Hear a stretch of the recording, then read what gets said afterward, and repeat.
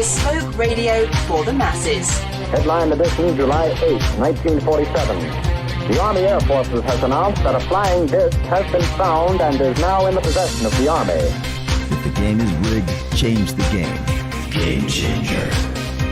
I occasionally think how quickly our differences worldwide would vanish if we were facing an alien threat from outside this world. This is Fade to Black with your host, Jimmy Church, on the Game Changer Radio Network and KGRA, the Global Radio Alliance.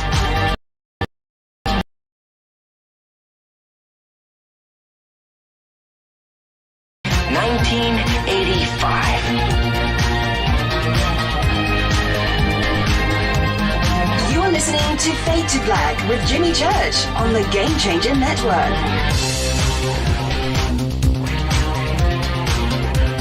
Good evening. Fade to Black. Yeah, man. Bespoke radio for masses. How you doing? How you doing? Today's Tuesday, March 2nd, 2021.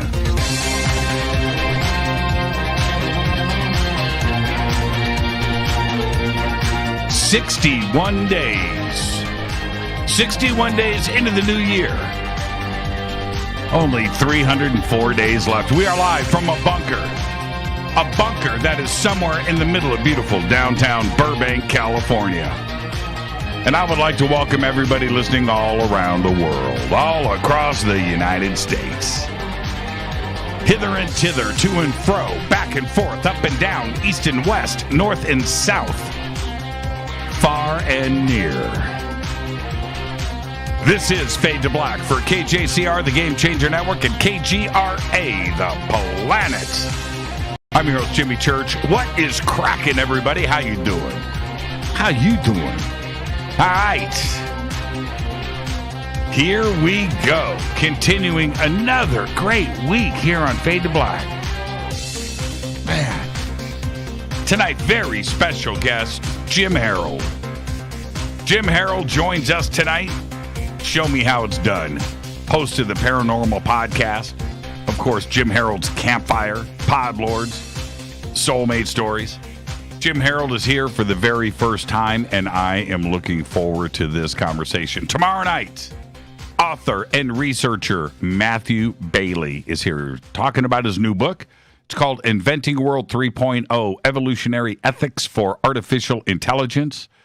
Matthew is a consultant for governments and institutions around the world, very, very respected in the world of artificial intelligence. And this is a conversation you're not going to want to miss tomorrow night. So we'll see everybody here. Thursday, of course, is another Fader night with open lines all night long. All right. Oh man, what a strange day it was today. It was just strange, and for a lot of different reasons. But and I'm going to get to some of that in just a second. Today it was 80 degrees. Okay, now, and I realize it's March, and I live in Southern California, so what am I saying? It's really weird. We've gone through the strangest weather, coming off of the strangest year in the history of everything. It's just like it's like a parallel. I just can't explain it. And the weather is just strange. And I heard yesterday, I'm driving, and I hear the weather guy at my local radio station here that I used to work at, KFI, and he goes, okay, tomorrow, 80 degrees. Wednesday, thunderstorms, 50 degrees. And I'm like, wait. And sure enough, today, 80 degrees, not a cloud in the sky, beautiful. And I know that overnight it's going to drop. Tomorrow it's going to be cold. It's going to be 50. and we're going to have thunderstorms here. But that's not the kicker.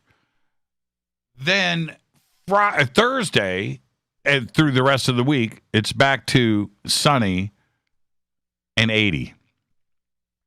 It's just like weirdness. Weird. I just feel weird. Do you feel weird? So then I feel weird. Think about what Texas and the rest of the country went through last week, right? Everything is just strange and weird. And I've got some crazy breaking news, and we're going to get to this in just a second, and you'll get a taste of that. And then I've got a little story I'm going to share with you, talking about the weirdness. Follow me on Twitter at JChurchRadio. All right, start right there. Hello to everybody on all of our syndicated partners out there. Hello to everybody. And then, of course, the little extra stuff that we run every night, like YouTube, what's going on over there. I know you guys are causing trouble. Facebook, you guys are causing trouble. Join our chat rooms.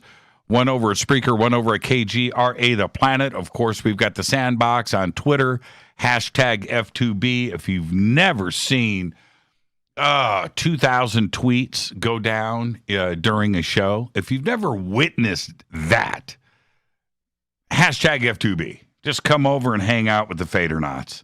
It's a lot of fun. I can't keep up with it. You guys just make me laugh all night long. And so there you go. An email, of course, is jimmy@jimmychurchradio.com. All right, let's get to the breaking news. Now, if this isn't parallel universe news, I don't know what is. Because Reese's, that's right. Now, you think of Reese's. I say Reese's. And what do you think of first? Half of you thinks of the cereal, and that's fine. But the other half thinks of peanut butter cups, the chocolate, the peanut butter, and nothing goes together like that, right? Okay, well, how's this for parallel world stuff? Reese's latest version of its peanut butter cup will be all peanut butter, no chocolate. That's right. This was announced today by Hershey's. The Reese's Ultimate Peanut Butter Lovers Cup is made entirely of peanut butter, both inside and outside, with a new peanut butter candied flavored outer shell. This is the first time in the company's 90-year history that its peanut butter cups have taken chocolate completely out of the equation. That's just flipped my world right upside down. And then there is this. This just in, by the way. A plane was forced to land in Sudan after a crazy cat attacked the pilot in midair. Literally, and this is in the press release, hijacking the cockpit. The passenger plane returned to the airport in the Sudanese capital of Khartoum after an angry cat, which somehow got into the cockpit, attacked the pilot shortly after takeoff. The cat likely sneaked aboard during the cleaning and engineering review and hid inside of the cabin. Nobody saw the cat, and no passengers admitted to bringing the ferocious feline on board. Some things you just can't make up, seriously. Now, other parallel world news. Just for this show. Texas Governor Greg Abbott today has lifted many of the COVID-19 restrictions in his state, permitting businesses to operate at 100% capacity starting March 10th and repealing the requirement for people to wear face coverings. Holy crap, right? Not to be outdone. Shortly after that, Mississippi Governor Tate Reeves said he will soon axe all of the state's mask mandates and end all coronavirus-related business restrictions, pointing to improved case and hospitalization numbers. Starting tomorrow, this is a quote from his tweet, starting tomorrow, we are lifting all of our county mask mandates and businesses will be able to operate at full capacity without any state-imposed rules. All of that from Reeves in a tweet. Parallel world yet? All right, I'll leave you with this. Have you seen I'm air quoting here, birds aren't real billboard video. Have you seen the birds aren't real billboard video? If you haven't or don't have any idea what I'm talking about, just Google birds aren't real. That's all you got to do. Get ready for a fun ride. That is parallel world stuff right there. You can thank me later. Let's get the show cracking. Happy birthday to today, 007 Daniel Craig. Today is 53. John Bon Jovi says that today he is 59. Have you seen what he looks like lately? He looks older than Keith Richards. I'm just saying. Coldplay frontman today, Chris Martin, is 44. And our dead guy's birthday today, Karen Carpenter. 1950 to 1983, died at the age of 32. Karen, of course, was an amazing singer and a great drummer who, along with her brother Richard, was one half of the Carpenters.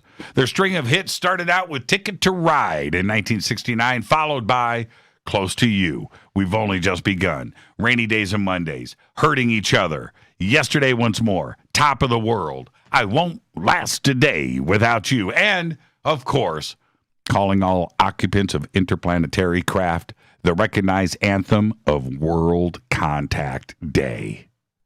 Karen suffered from an eating disorder since she was a teenager. By 1975, her weight had dropped to around 90 pounds. Then on February 4th, 1983, shortly after waking up, she collapsed in her bedroom at her parents' home right here in Downey, California. Paramedics found her heart beating once every 10 seconds. She was pronounced dead at PIH Health Hospital, Downey, at 9:51 a.m. She was just 32 years old. Happy birthday, Karen. On this day in history, OTD, 1972, Pioneer 10, the world's first outer planetary probe, is launched from Cape Canaveral, Florida, on a mission to Jupiter. Fader fact, when Nintendo, Nintendo, the gaming company, the platform, when Nintendo was formed, there were only 38 U.S. states in the Union. The company that brought us Super Mario and Pokemon was formed in September of 1889. And that is your Fader fact. Tonight, very special guest, Jim Harold, host of the Paranormal Podcast, joins us for the very first time. Tomorrow night, author, researcher, Matthew Bailey is here for a full night of artificial intelligence. All right, let me hit this River Moon coffee. River Moon coffee, fade to black blend. Coffee so good, my picture is on it. That's right. It's the best coffee in the world. RiverMoonWellness.com. You can also visit their Amazon store. All of the links are over at JimmyChurchRadio.com. Do you see that picture I posted yesterday? One of the Fadernauts ordered 20 pounds of Fade to Black blend. 20 pounds. That's what happens. It's so good that, you order a pound, you order 2 pounds and you're drinking, and then one morning you wake up and you're out of Fade to Black blend and you have a heart attack. That's it. That's what happens. So you order 20 pounds. You never want to have that happen. Get yours today. Promo code F2B blend, 15% off of your entire order. Fade to Black blend. All right. Got to do this again. Jimmy, what's this? Jimmy, I say Reese's. Half of you think the cereal. Me, there's a cereal. That's good. That's good. That's from Dan is not a cat on Twitter. Yeah, I know what you're saying. And Reese's peanut butter cup cereal is pretty good. It's not Captain Crunch peanut butter crunch good, but it's good. It's good, and it will do, right? If you're out of the Captain Crunch peanut butter crunch and you've got Reese's on the shelf, you're okay, and you know that. You know that. It's not peanut butter crunch good. I've thought about that a million times. Why didn't they just put a chocolate coating on Captain Crunch and call that Reese's? They would have had a home run. Home run. Just doesn't make any sense, does it? But anyway, I digress. So tonight we have on Jim Harold. I'm very excited about this. And in celebration, I thought I'd share with you my very own campfire story. That's right. I give to you the dead bird. Now, dear listener, everything that I'm about to share with you is absolutely true. And it is with anything of this nature that many of you will consider it to be fantastical, sensational, and even fictional. But I can assure you that everything that is about to be revealed did happen and is not the product of a wild imagination. It all started on a hot summer's day back in the year of 2012. Your narrator was on his patio at his home in Burbank, California, enjoying a cup of coffee and thinking about the day ahead. Now, after finishing my coffee, taking the last sip, I went back into the kitchen to refill my cup and tend to my dogs. With my pets fed, after about 10 minutes in my home, I grabbed my coffee cup and headed back out to the patio. As I placed my cup onto the table, I saw to my left something white. It was on the ground in the middle of the yard, but it wasn't there just a few minutes before. Startled, I turned my head to look. And what I saw didn't make any sense. It was a pile of white feathers that was about 5 feet in diameter, perfectly placed in the center of our yard. I looked around to see if anyone was running away. It was strange. I saw nothing. Not a soul. Nothing. It was quiet. Confused, I walked up to the feathers to get a closer look. And I also thought about how I was going to clean up this mess, because feathers were now blowing around, covering every corner of our garden. Now, my first thought was that someone had somehow dumped the stuffings of a pillow in our yard as a prank. That's what I was thinking. And now I'm stuck cleaning up the mess. But as I got closer, I saw something red in the center of the mass.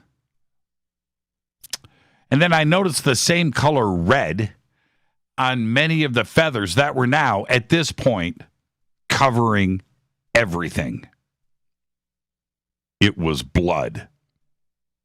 As I looked down, I could clearly see that it was a bird, a very large bird. And it appeared to me that it had exploded from where it laid on the ground. That's what it looked like. But I didn't hear anything from the kitchen. And the kitchen is just 10 feet away. The patio doors were open. There were no noises whatsoever. What could have done this to this bird? Why didn't I see or hear anything? The kitchen windows are right there. Making coffee, the kitchen sink, the windows looking out of the patio. I didn't see anything. Was it attacked in the air by something really, really big and then dropped here? Right? Was it thrown over our property wall? These are the things I'm thinking. I don't even know what I'm looking at. Now, neither of these conclusions made any sense because the feathers were all over the yard. Whatever happened on the ground in the grass. something pulled hundreds of bloody feathers and scattered them. Feathers were everywhere. There was nothing left of the bird's body. The entire center of its torso had just exploded outwards. And the combination of bright red and white just stood out. It's taken up my entire field of vision. It was bizarre. I stood there completely confused. I was perplexed. The situation that I found myself in at that moment, I didn't have answers for. Nothing made any sense. I turned to check on my dogs, Portia and Malcolm, to make sure that they didn't come out into the yard, into this mess. And there they stood in the patio doorway looking at me. They didn't want anything to do with the patio. They didn't, and they didn't dare step outside, which was strange. Then I walked over to our back property wall, and I looked over. There's nothing. Nobody there. I walked around to the side of our house. Gates closed, locked, nobody there, nothing. And then I come back out into the yard, and I looked up into the sky in all directions. I'm looking for some, some giant vulture, some giant eagle, some huge, whatever it was, if it was a bird in the sky, was bigger than this on the ground. And this was a big bird. Big. I don't know. Everything seemed eerily quiet. And then I looked back and I knew at this point I had to get some gloves. I had to clean up the mess. I had to rake up the feathers. Then I had to wash the blood and everything else out of the grass with a garden hose. Strange. When I was finished, I sat back down to the cup of coffee that I had poured an hour earlier. It's, of course, now cold. And as I sipped, I thought about what I had just witnessed. I don't know. I mean, was it something supernatural? It was so bizarre.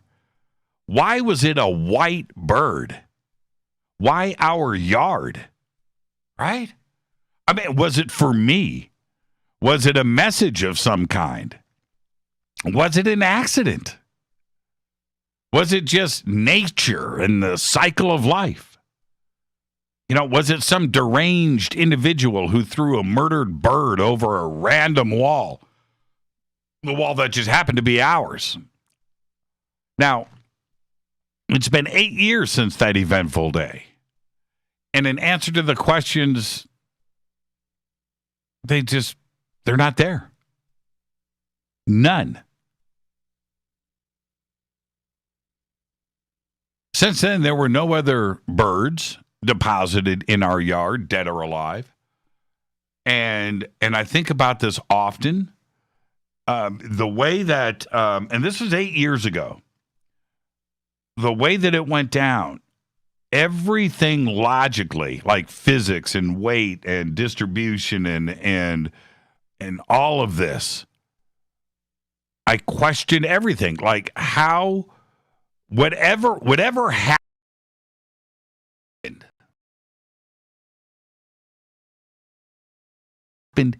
in our yard. The bird wasn't like shot in the sky with a shotgun. I would have heard that. But that wouldn't have caused what I had seen.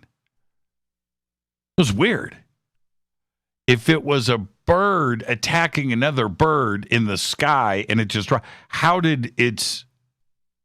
was it exploded? It's just open. It was open for me to see. And it was fresh.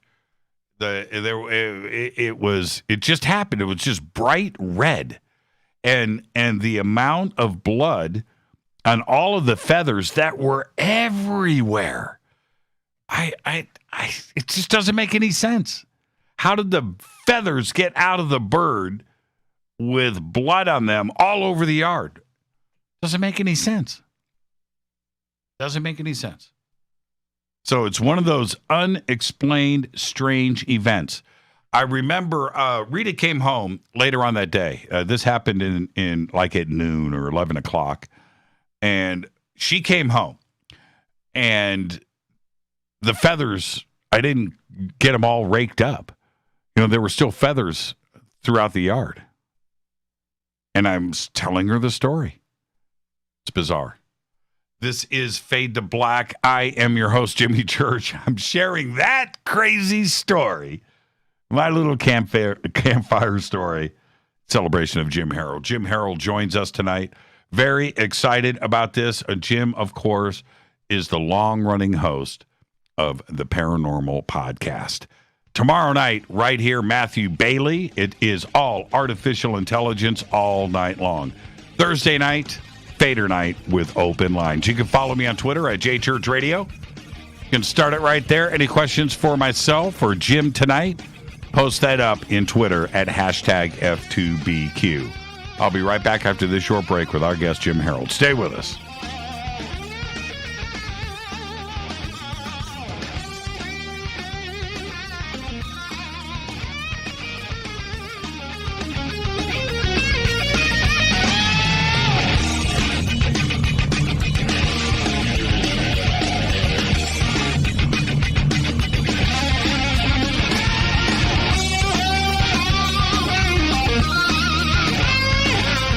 This is Nicole Church, daughter of you-know-who, and you're listening to Fade to Black on JimmyChurchRadio.com and the Game Changer Network.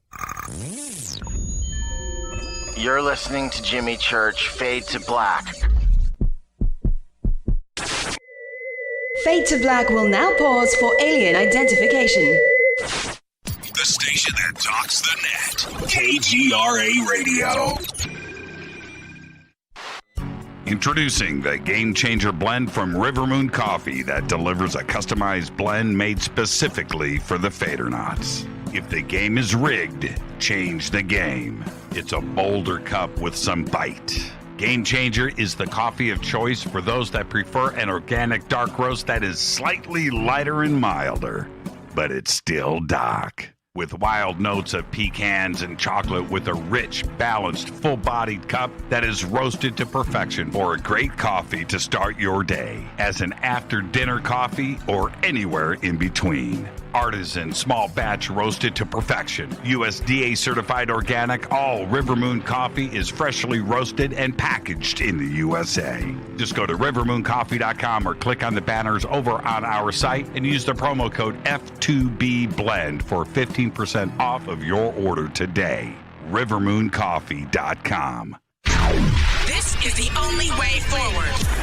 This is Fade to Black. Make contact. KGRARadio.com.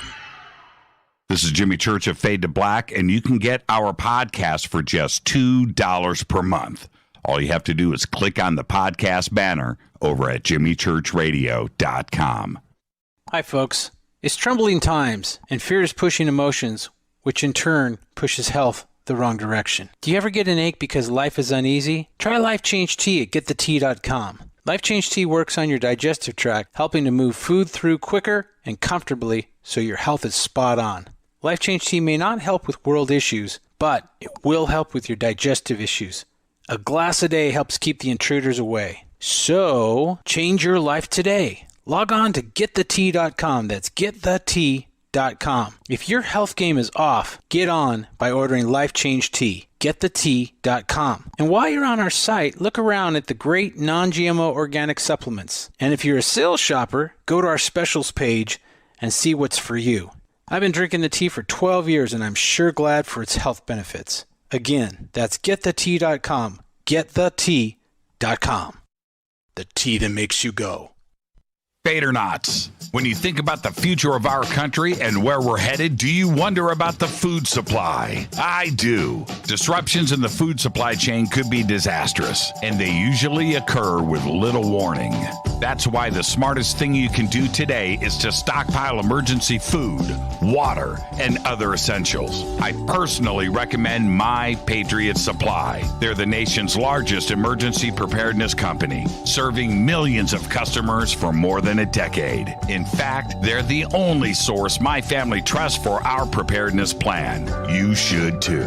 Right now, save 20% off a full 4-week supply of delicious meals that provide 2,000 calories a day. Saving 20% helps too, doesn't it? Especially now. So go to preparewithjimmy.com and get ready. That's preparewithjimmy.com. There's no time to lose. Do it now. 9 out of 10 geneticists agree. Fade to Black is not your father's radio show on the Game Changer Radio Network and KGRA, The Planet. Hi, this is Rob Reiner from Anvil, and you're listening to JimmyChurchRadio.com. What's up? I'm Chris. What up? This is Kyle Massey, and you're listening to Jimmy Church Radio.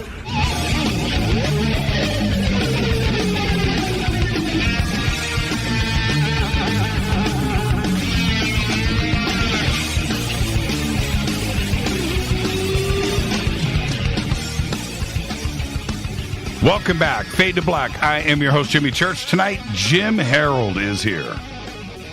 Really excited about this. Tonight, media professional, long-running host of the Paranormal Podcast. Jim is not only the host of the Paranormal Podcast and Jim Harold's Campfire. This summer, he will celebrate his 16th anniversary of podcasting on the unknown. Before becoming a full-time podcaster in 2012, Jim worked on the business side of media for over 15 years. He has written a popular series of 5 Campfire books featuring the best tales of the unknown from his podcast, True Ghost Stories. Jim Harold's Campfire, 1, 2, 3, 4, and 5, all Kindle #1 Supernatural Best Sellers. Jim's programs have been downloaded over 50 million times. The Paranormal Podcast and Jim Harold's Campfire are among the top 1% of most downloaded podcasts on the industry's largest podcast host, Libsyn. All of his websites are over at jimmychurchradio.com. I would like to welcome for the first time to Fade to Black, Jim Harold. Jim, good evening, man. How are you? Very good. Good to be with you in the Fadernauts. Thank you so much, Jimmy, for the opportunity, and really looking forward to this tonight. Man, just say Fadernauts for me one more time. That was too cool. Fadernauts. That's what I'm talking about. Now, this is the deal, Jim. You're a first-time guest, so you get the first-time guest disclaimer, which is this. Jim, it's just you and I sitting on my couch having a conversation as friends, and where the conversation starts, it starts. Where it ends, but we're going to end as friends. There you go. Simple enough. You ready? I'm ready. Now, you know what? You know what's great about this, host to host? But I have to admit, I'm a little intimidated. And that doesn't happen. That doesn't happen. I don't know why, but thank you. It doesn't happen too often. You've got a large fan base out there, and I know that they're here tonight, and they're excited about this, but we have so many of the Fadernauts that listen to what you do and are big fans of yours. So it's kind of like Rita was saying before the show. It's like a two-parter. And it's like a Reese's peanut butter cup. It is somewhat like that. And can we announce what's going to happen in a couple of days? You want to do that now too? Yeah, I'm not. I forgot what's happening, but what's happening? What's happening on March 4th? March 4th. Look at your calendar. Look at my calendar. Oh, yes, that, yes. Jimmy Church is going to be on a YouTube stream on my YouTube channel, and it's going to be 3 p.m. Eastern, and I'm looking forward to it. So, yeah, that Reese's thing will continue. You caught me off. Yeah, I'm like, what's happening? I don't know what's it's a little later here, so I've got my coffee. I don't have your coffee. I need to get some of that. Yeah. I'll send some out there to you. It's a life-changing situation. The first cup is free, right? I'll do that for you. I see how it works. That's the way to do it. Yeah, the first taste is always good. Yeah. Now, I actually want to talk a little internet logistics with you, because you and I were thinking the same things, 10, 15 years ago about where the internet was headed, what the possibilities were for the future. We both have a significant other, a wife, that we have to talk sense into them. Like, hey, there's a lot of times idea. my wife has to talk sense into me. Well, we know. Yeah, okay, that's exactly what goes on around here, and sharing this vision of the future is a tough thing, to be a pioneer and to go out there and break down walls. But that's what you did, and you did this before podcasting was even a word, right? It hadn't been invented yet, but you had this idea. First off, what made you think about the future? What was that? And then why the paranormal? Well, a couple things. First of all, podcasting had been invented in 2015, but it was like a little embryo. Like nobody knew. I would tell people I had a podcast and be like, pod what? What is that? What is that thing? And we know now it's on everybody's lips. Not only does everybody know it, everybody now has a podcast. But what happened was basically I had gone to school for college, graduated in the early 90s in broadcasting to be on air. Actually, folks, you can't see my video, but if you could say, how would that guy be on TV? But that's what I studied, was TV.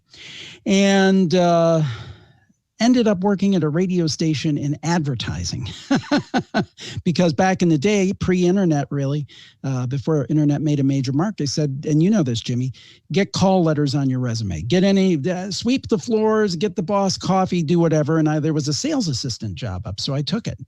And this was in a major market, not the Los Angeles or anything, but Cleveland, which is a major market. And it wasn't a highly rated station, but I noticed that salespeople made more money than the people on air. But yet at this station, because it was a small station, you got to do a lot. You got to write copy. You got to do all this cool stuff. And I'm like, well, this sales thing isn't too bad. There's a creative side to it. Now, when I got to bigger stations and things like CBS radio, I would find that everything's very siloed and you stick to this area and you don't go in the studio, that kind of stuff. But anyway, so I fell into sales 15 years later, or 13 years later. I found that I was kind of stuck. I liked what I did, but I always wanted to get behind the mic. And so that was the idea of broadcasting. What appealed to me about podcasting, you're friends with Leo Laporte, the great tech journalist and podcaster and broadcaster. I was a fan like you, and we had a great chat offline this week where we talked about our mutual love of broadcasting. But I was a big fan of Leo's and started listening to him on the KFI site, streaming. And he was talking about this thing called a podcast. So I started listening to him. I started to listen to Adam Curry, who actually was the co-inventor of podcasting. That is correct. Yeah, Daily Source Code at that time. Mm-hmm. And I listened to him. I'm like, I could never do anything like that. But there were a few enthusiasts doing stuff like in their basements. And I listened to some of those. And I'm like, well, I could do as good as they can. So I said, you know what? I'm going to get my $40 headset, plug it into my crappy Windows computer, get a hosting account over at Libsyn, which I've been with since 2005, and boom. And I started as a hobby, and it was funny because the podcast kept progressing.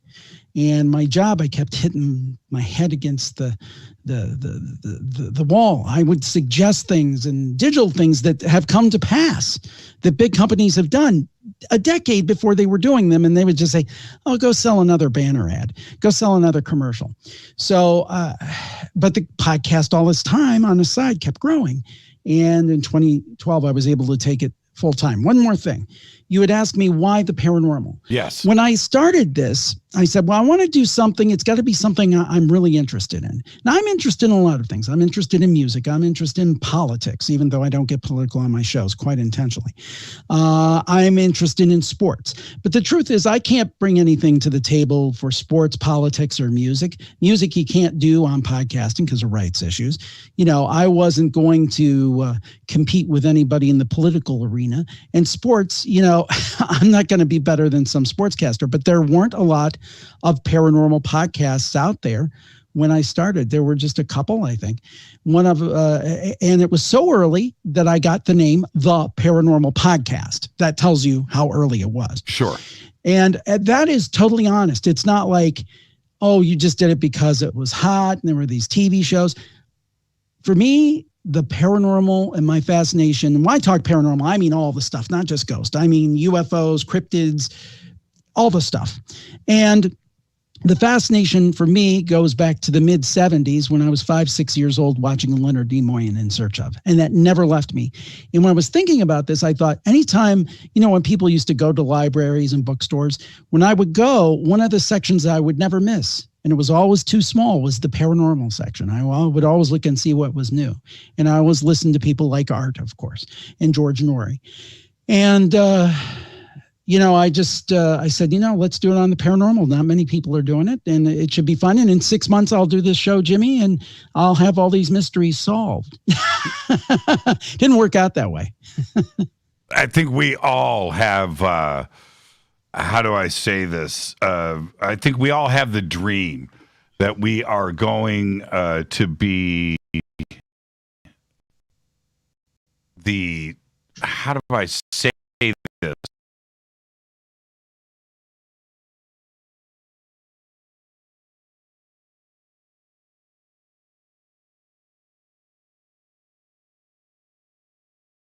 Show, and you get to the next show, and you get humbled.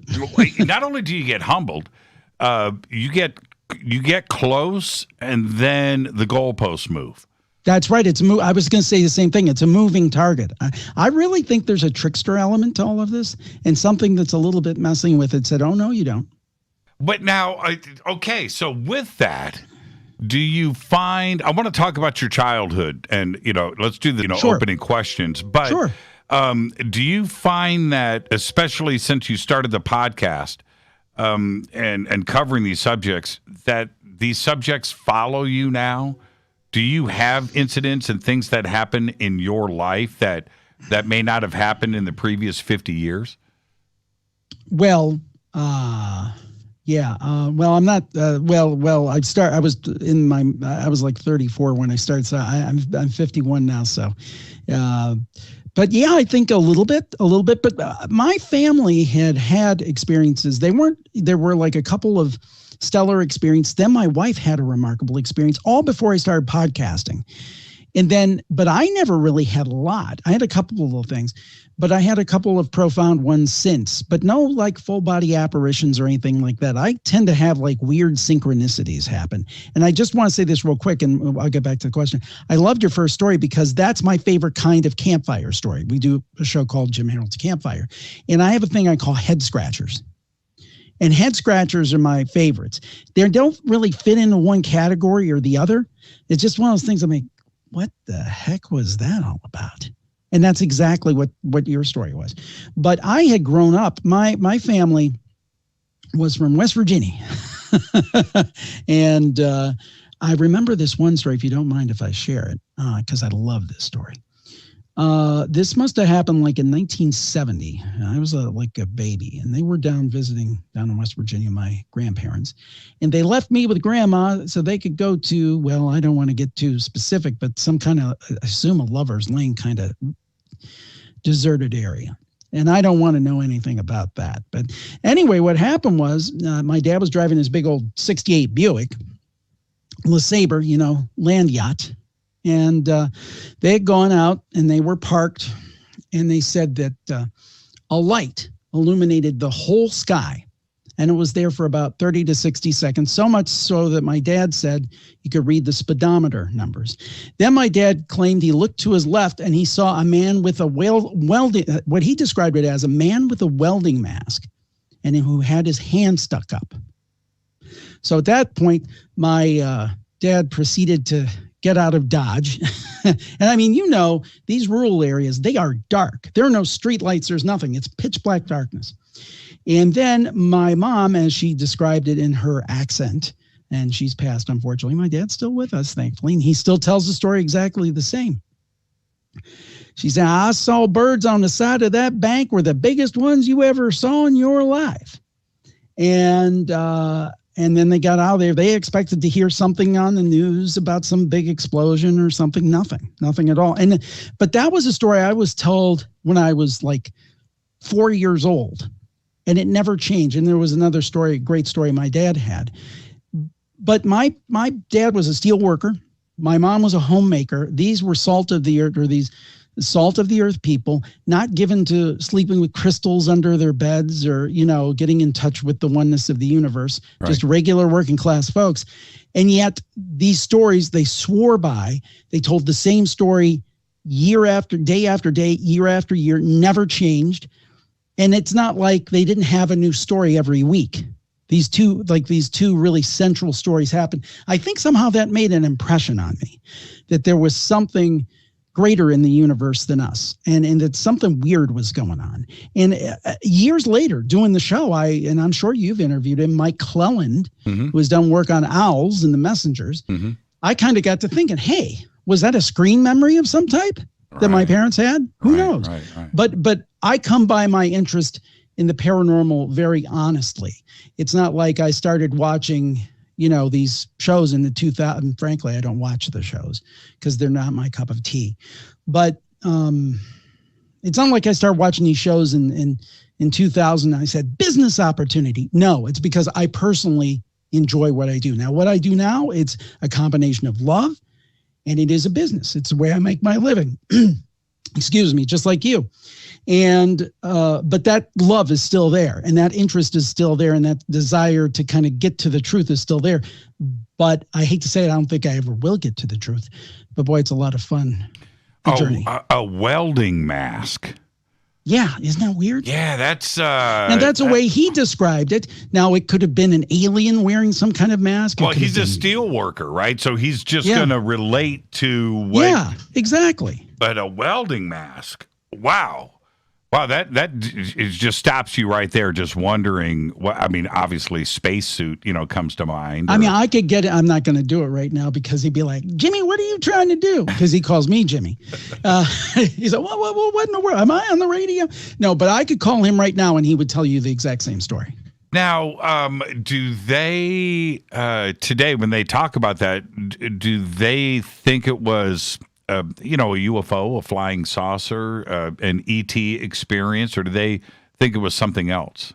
Unfortunately, my mom's passed, but she would have said the same thing. They would have said, well, I don't know what it was, but I know what happened. That's what they would say. They wouldn't say, oh, I think it was, if I told them Whitley Strieber, they wouldn't know him from George Bush. They don't follow the literature. They're not UFO people. They're not paranormal people per se. I do remember occasionally watching, In Search of, or the old movies. If you remember the old movies, they used to have like the Rod Sun International and Rod Serling and that stuff, In Search of Ancient Astronauts.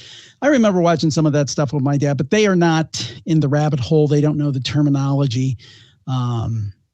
I just say, he would say, if I asked him, well, I don't know what it was, Jimmy, but I know it was something.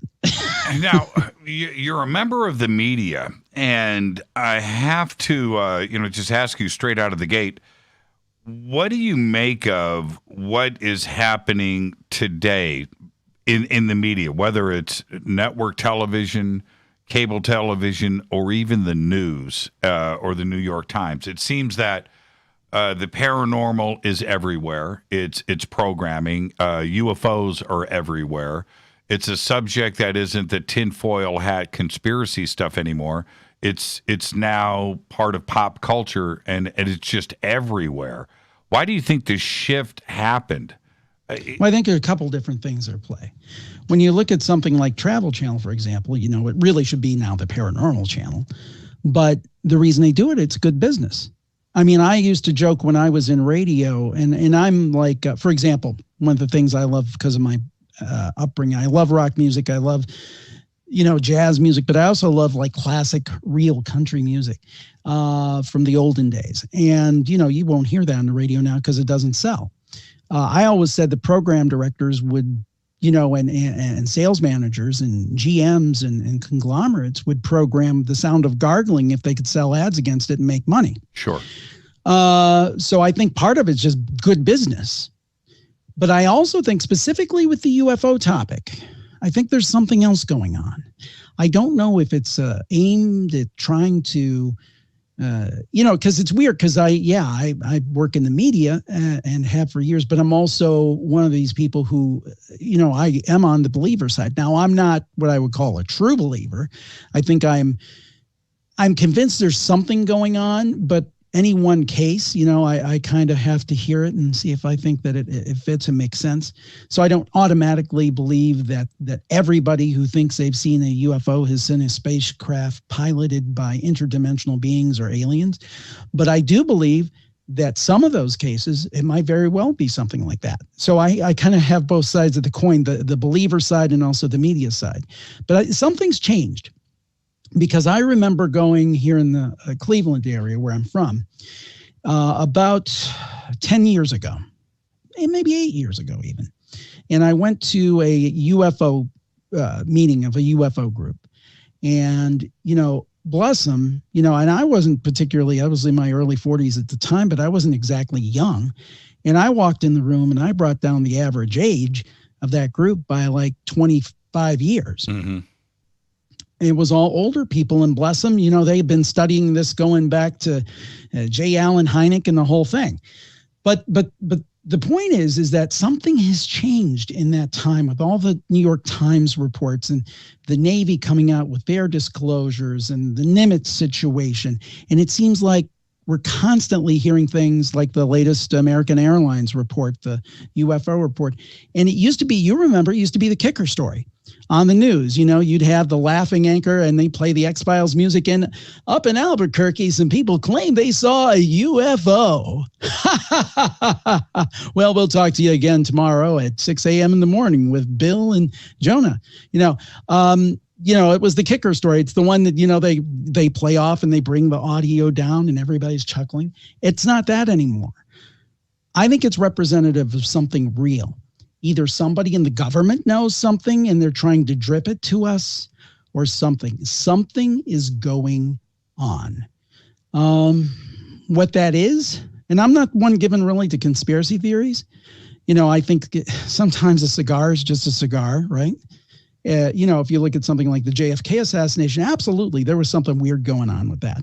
But I don't believe that, at every turn, I do not believe at every turn that the government is trying to, infiltrate our lives. I'm not a conspiracy theorist. But I think in terms of UFOs, things have been hidden. Some of them maybe rightfully so for reasons of national security, but I think something has changed. Does it mean disclosure? If you would have asked me 3 years ago, could we see disclosure? I'd say absolutely not in my lifetime. Now I'm not so sure. Right. Now I'm not so sure. Something's going on. Now, Jimmy, I just ask questions. I don't know the answers, but something's going on. I had ABC News come over one day to interview me about 8 years ago, and I said, "Look, I'm only going to do this if you're going to take this serious." "Oh, no, we're going to take this serious." Okay, so I do the interview. And this goes out on ABC across the country, right? Sure, because it's probably KABC, I'm guessing. Right. And it goes out, and I'm watching the clips from around the country, and people are sending it to me. Sure enough, man, X-Files music, and I was just, I'm never going to do this again. I'm never going to do this again. I only agreed, right, to do this if we're going to take this serious. And I was so embarrassed by that, and it was just like it was on cue, X-Files music. Yeah. And but yeah, it's a different day today. Well, I have a funny story to tell about that if we got a second. I've got 3 minutes before the break. Okay, this will be quick. I went for jury duty around probably the year of, early 2000s. I was working for a radio station, got put on a jury. They do the thing, ended up serving all of that. 5-6 years later, when I was doing this full time, I'm called in. They call me in and they ask me what you do for occupation. I explain I'm a podcaster. And I'm like, well, what are your podcasts on? I'm like, well, we cover UFOs, Bigfoot, ghosts, that kind of stuff. And, a couple minutes go by, they ask a couple more questions. Well, juror number 3, thank you for your service. You brought up, I'll share this with you. You brought up going to school, right? Yeah. For TV, journalism, broadcast. I did the same thing. And here in LA, I don't know where you went to school, but I went to CSB. And so we had our teachers were from CNN, local radio stations, all that stuff. And so we had this guy in from CNN for a couple of weeks, and I said, hey, so what would happen? And now this was 2008, 2007, 2008. So what would happen if you brought your news director a story about UFOs? I wouldn't take it to my news director. No, but if you had a great story, right, and you took it to your news director, what would happen? No, I wouldn't do it. That's a kiss of death, man. No, UFOs, you just no, you don't. Yeah. It's not covered. And I sat back and I was taken aback, but I was heartbroken because I knew what I wanted to do. Right, I knew where I wanted to possibly take this, and I was thinking at the time, Jim, I was going to do like sports and UFOs and music and have it like all in one show. Yeah. Of course, Joe Rogan ended up doing that, but that and he proved that could work. But that was my way to like wiggle in to UFOs and or the supernatural, which ultimately is what I did. I got into sports first, and then got my feet on the ground, got established, and then just took this thing with the left-hand turn and went into UFOs. Had I taken the advice of this guy from CNN, who I'm not going to name, I would have never done it. And I don't know how many people out there that would like to get into broadcasting don't do it, because of the way that this was always looked at in the past. Well, when I told my friends that I worked with that, hey, I'm going to be doing this full time, they kind of like, oh, good luck with that.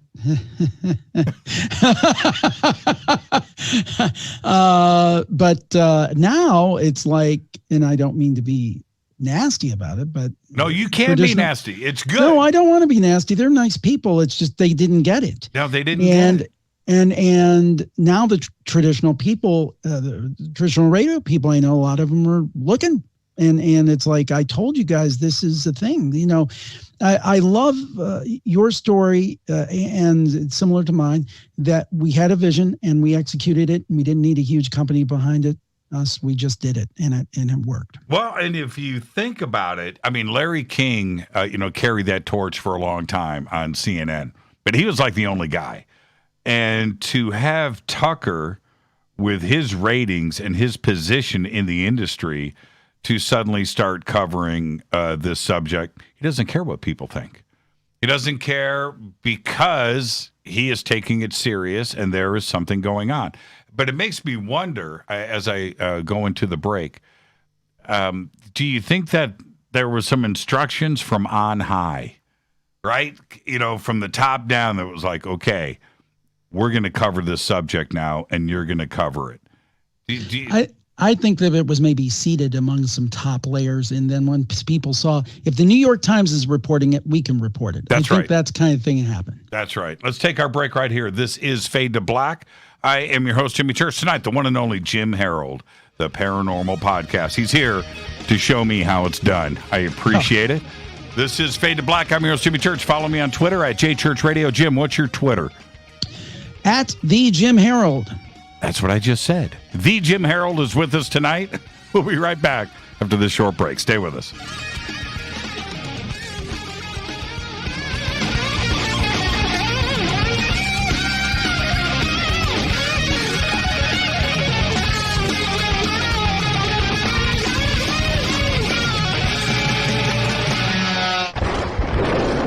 This is Fade to Black with Jimmy Church on the Game Changer Radio Network and KGRA, the Global Radio Alliance.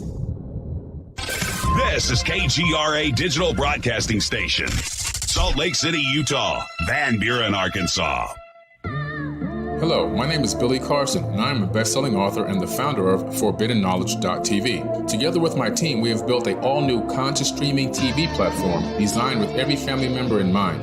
If you have ever wanted to travel the world and attend lectures and workshops from your favorite speakers but weren't able to, look no further. ForbiddenKnowledge.tv. There are dozens of workshops and lectures from speakers you know and love. We have also included amazing categories to assure that your consciousness is entertained and elevating on a daily basis. Amazing interviews, ancient history, ascension knowledge, wisdom teachings, documentaries, conspiracies, mysteries, health and fitness, conscious cooking, meditations, finance, yoga, and so much more. To start your free trial on any mobile device or computer, surf to ForbiddenKnowledge.tv. That's Forbidden Knowledge with the number 4, ForbiddenKnowledge.tv. Again, visit ForbiddenKnowledge.tv today. Listen, I know, and you know, that you've always wanted your first crystal skull. Or maybe you're a collector just like me, but you just don't know where to go to find the real thing. Then I met Carolyn Ford over at EinsteinTheCrystalSkull.com. Carolyn is the guardian of Einstein, one of the most respected ancient crystal skulls in the world. All of her unique skulls have been imprinted sitting with Einstein in his sacred lodge and are carved from the finest gemstone and materials. Imprinting is the process of receiving the ancient wisdom from the master skull or master computer, Einstein, the ancient crystal skull. To see Carolyn's current collection of crystal skulls, just visit her store at EinsteinTheCrystalSkull.com or click on the banner over on our site. Don't forget to use the promo code Jimmy at checkout to receive 10% off of your order today. That's promo code Jimmy. Finding your first or next crystal skull is easy. Just visit EinsteinTheCrystalSkull.com. When you take the beans from Central America with dashes of Indonesian and African mixed in and then roast it to the dark side of Fade to Black, you create the ultimate brew of fringe. Introducing the Fade to Black blend from Rivermoon Coffee. Yes, Rivermoon's darkest customized roast was created for the love of Fade to Black. The alchemy of masterful roasting and smoking the beans is in every sip of this full-bodied, dark Java. I need my coffee dark, deep, with distinct bittersweet chocolate highlights, just like the bunker. Leaning further into the darkness of the roast is Fade to Black blend from Rivermoon Coffee. Just click on the banner at JimmyChurchRadio.com and use the promo code F2BBLEND for 15% off of your order today. Hello, I'm Katie, and you're listening to my main man, Jimmy Church, on JimmyChurchRadio.com. Hi, this is Ray Hobbs here, repping the planet, and you're listening to my good friend, Jimmy Church, Fade to Black, on the Game Changer Network and the KGRA Digital Broadcast Station. This is Toby Kebbell. You're listening to JimmyChurchRadio.com. Don't hurt me, Jimmy. I'm only little. Hey, I'm Adrian Grenier. And this is Ari Gold. We're the Honey Brothers. We're of the Honey Brothers. Hey, I'm Adrian Grenier. And I'm Ari Gold. We're the Honey Brothers. And you're listening to Jimmy Church. The Revolution. This is Jimmy Church of Fade to Black, and you can become an official Fadernaut by just going to our membership section at JimmyChurchRadio.com. Hello, this is Serena Wright Taylor from Conscious Life Expo, and you're listening to Fade to Black with Jimmy Church, who holds the Lucky Pony record for the best astrological chart since 1963. True story. This is Micah Hanks of the Gralien Report, and you're listening to Jimmy Church on Fade to Black, across the globe on the Game Changer Radio Network and the one and only KGRA Radio, The Planet.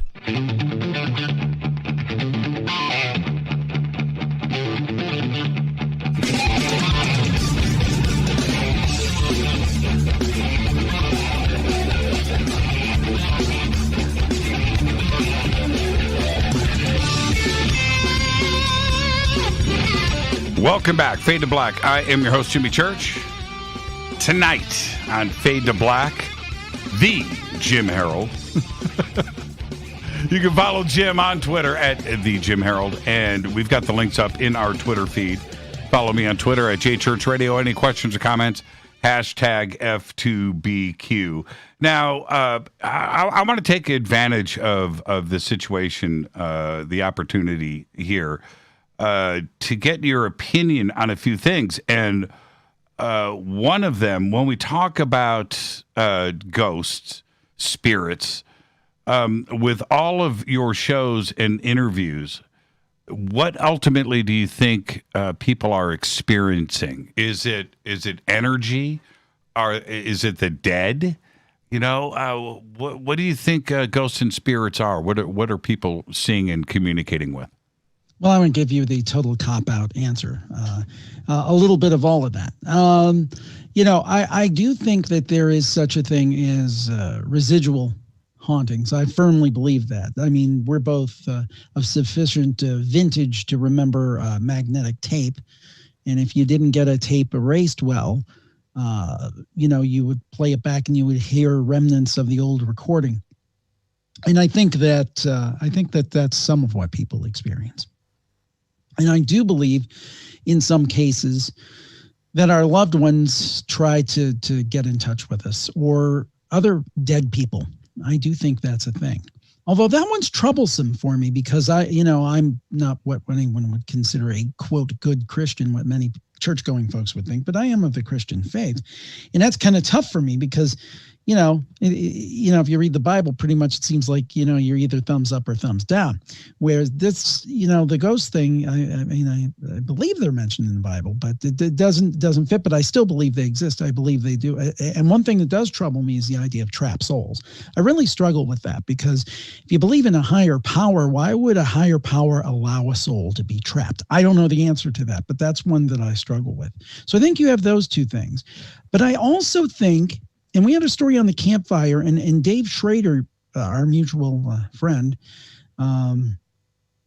told a story about a similar experience. But I'll tell the one that we had on Campfire. And it makes me think sometimes that we could be seeing, potentially, in some cases, something from the past or like a time warp or an alternate universe.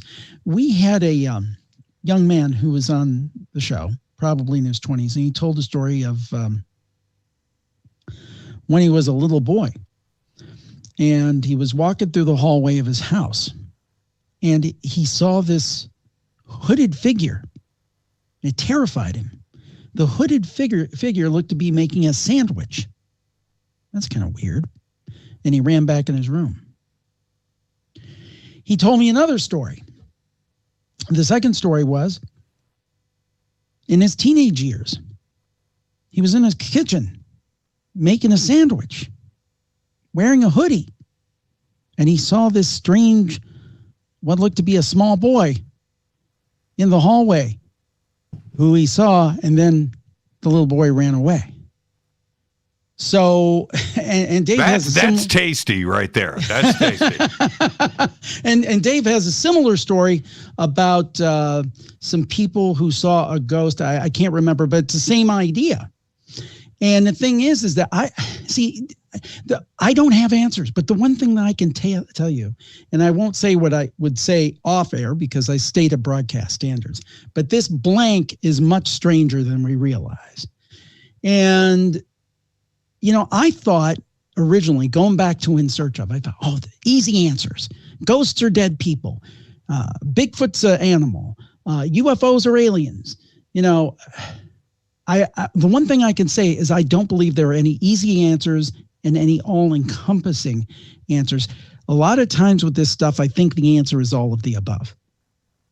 Have you done a ghost investigation? Have you gone out with a team and checked out? Not really. I've gone on a couple things, events and things, but not really. I kind of, what my analogy is, because we're both sports fans. You can't see I'm wearing a Cleveland Browns. Yes, hat, you are. which I'm now proud to do for the long time. for the first You time. guys had a rough go. You guys had a rough go. Yeah, for about 30 years. Yeah, you guys had a ever rough since go. Bernie Kosar.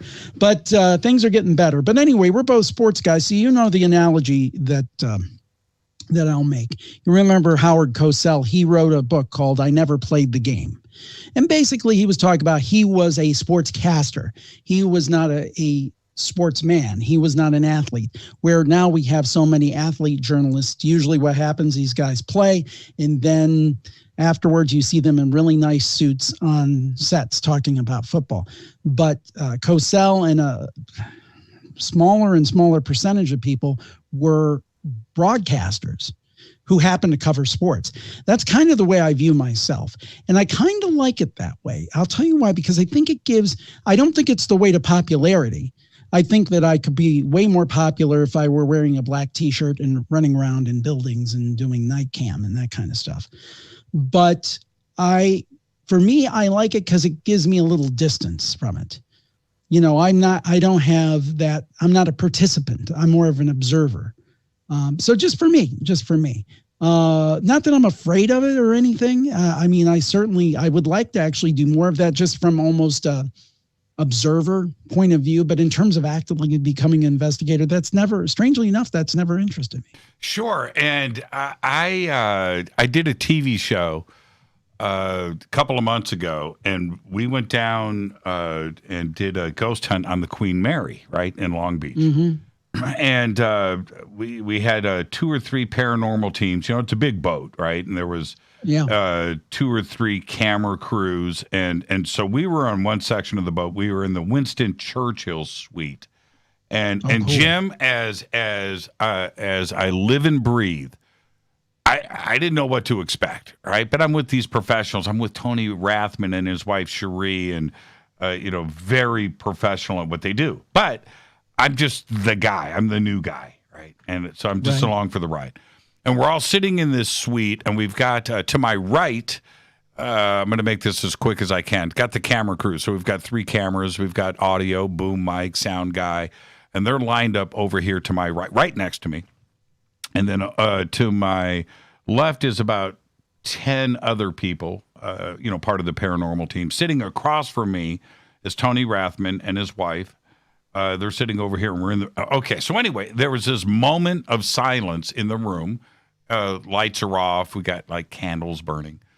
And we've got a spirit box running in front of us, right? Mm-hmm. Okay. So anyway, in this moment of silence, this friggin' voice just comes out, from above me over here. It's female, and it goes, Right? And I look up, and it's all on camera, and I hear it, and I looked right at Tony Rathman in front of me. It was just, this wasn't an EVP recorded that you had to go and listen for. This was in the room. And I was like, holy crap, man. I'm the new guy. I'd never been on anything like this, and I experienced that. Now I have to walk away with what is going on. You see this stuff on TV shows and whatever, you can blow all of that off. You can, and I do. That was real. I remember that night, Jim, after we're done, I'm walking to the car, and I immediately, I'm calling my wife. I heard a voice. I was like, man, I'm driving home. And, it could be the kind of thing that I could do, and then I would get hooked on it, and I'd be like, when's the next hunt? I can't wait for the next time, to be honest with you. I want to go out and do it again. And speaking, see, if that happened to you, right, where me being the skeptic, I'm right on the fence. Let's enjoy this, and let's try to figure this out together. Then I have that experience, which I know doesn't happen every day. Right. If that happened to Jim Harold, how do you walk away from that? What goes through your mind? Yeah. That's a good point. Well, the thing is that I think there's some really good people out there that are really sincere. So I don't mean to knock paranormal investigators, because I believe, again, I am what I would call a skeptical believer. In other words, I definitely believe that some people see ghosts. I definitely believe people see UFOs that are not explicable by traditional means.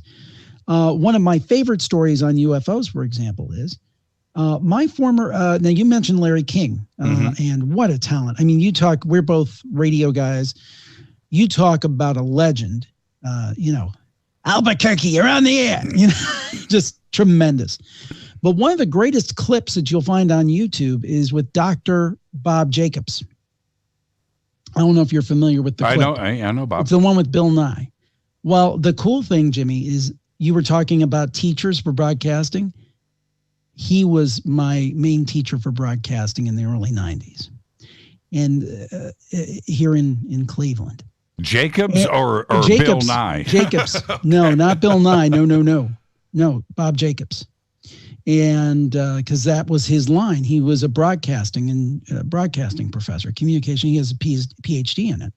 He told us that same story in the early 1990s that he later told 10 or 15 years later on, whenever it was, on Larry King, the early 2000s.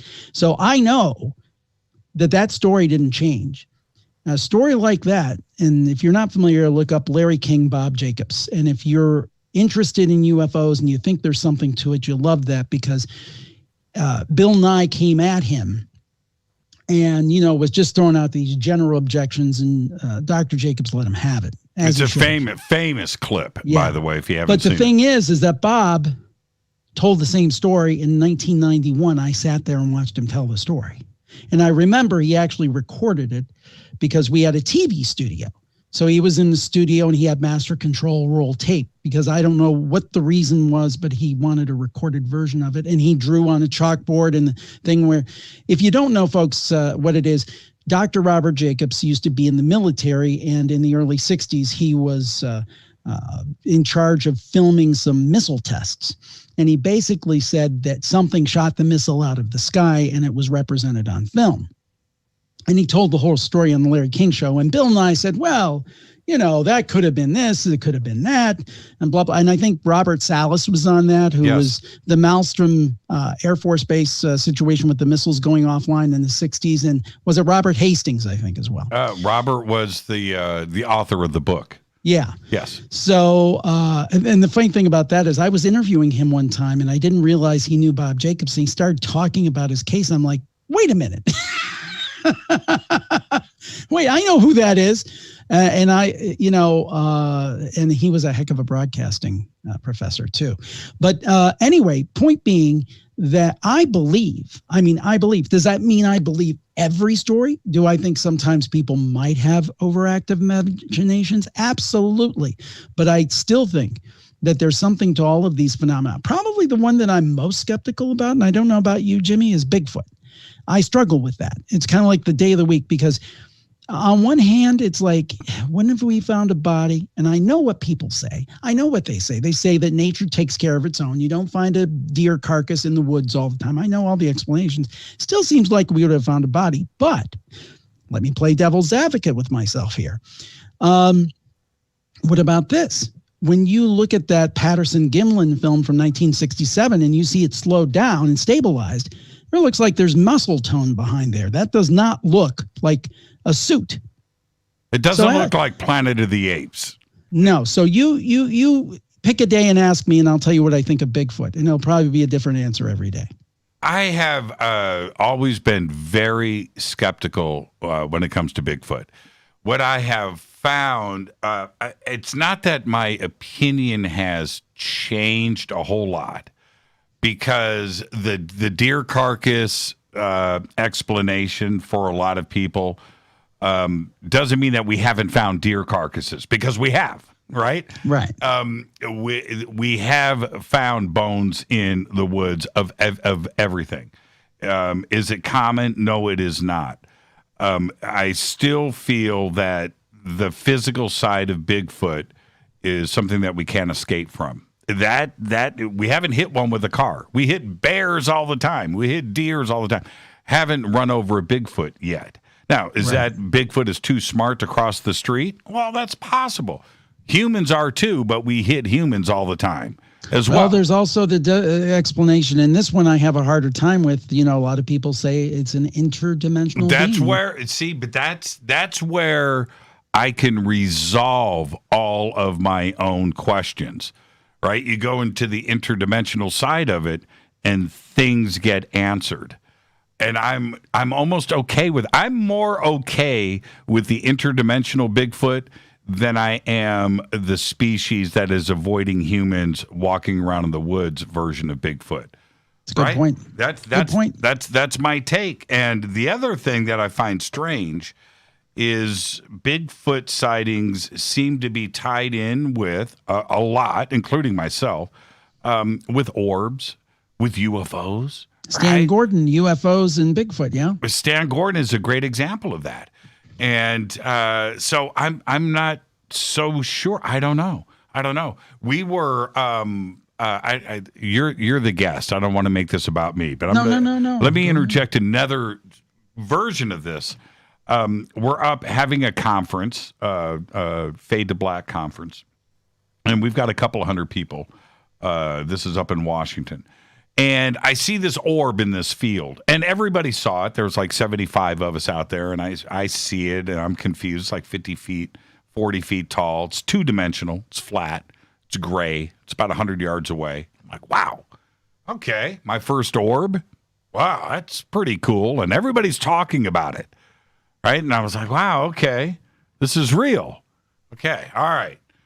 Later that night, Rita and I leave to our hotel. We come back in the morning, and a very famous actor's son, Peter O'Toole's son, is there. Oh, cool. And Lawrence of Arabia. Yes. And he comes up, and he goes, after you guys left last night, Bigfoot, right after you guys left, came right up to me and went, whoa, whoa, whoa. And he's telling, Lorcan O'Toole, he's great. I had him on Coast to Coast and Fade to Black after that to tell the story. But the coincidence, right? The odds of this happening in the same spot was pretty extraordinary. And I don't know. A year later, in that spot, we found footprints that were fresh. Cool. Yeah, that's cool. But I don't know what to do with it. It doesn't mean I'm pushed over the fence. Have you seen a UFO? No, I wouldn't call it a UFO. The only thing I ever saw, and I'm sure this was space junk or something, I remember this had to be, it was before my first daughter was born, so it had to be late 90s. And my wife and I were, driving like on a main road, a busy road where there are like shopping malls, these strip malls and stuff. And it was about like 5:45 in the evening here. And like you, a big fan of talk radio, where we're listening to the local talk radio guy. And we looked up in the sky, and there was this green fireball. And I'm like, look at that. That's a green fireball. And she's like, yep, it's a green fireball. And then I heard somebody call into the radio station and say, so-and-so, I'm on so-and-so road, and I see a green fireball. And the host like, you've been smoking something. And that's the last I ever heard of it. But I don't think that that's anything, what's the word I'm looking for? I think sometimes, like I said, a cigar is just a cigar with some kind of meteorite or space junk or something like that. But it just shows you how quickly something 100% legitimate was just blown away. Just like, there's nothing to that. And when we have, because this is what you cover, how do you resolve in your own mind, not only with Bigfoot, and I want to actually get back to Bigfoot, but where you have millions of people around the world, not talking about fireballs, but physical craft or abductions, and are we dealing with millions of people with mental disorders, or is there something actually going on? Well, I definitely think there's something going on. Now, that doesn't mean that maybe some cases are incorrect or imagination or sometimes you do have people with issues where maybe they're conjuring things up in their mind through no fault of their own. So I think that's part of the picture. But I definitely think there's something going on. I think of the case of President Obama's pilot who flew him around the country in his first election. Now, you bet the pilot for the nominee of either major American political party, the main pilot is going to get vetted throughout the yin yang before he can fly around the potentially future president. And he told this really compelling story of when he was a younger pilot, and I think he was like, I don't know if he was first officer or something on a crew, and they definitely saw like something that was not man-made. And I think of reports like that, and I know it really gets tough. I heard my buddy on your sounder earlier, Micah Hanks, and we did a show called The Paranormal Report, which is a video podcast for a couple of years. But I stopped doing that because the footage and stuff out there is so crappy. It's like drones and faked and stuff like that. So you really can't get good footage. But that doesn't mean something is really isn't going on. Something is going on.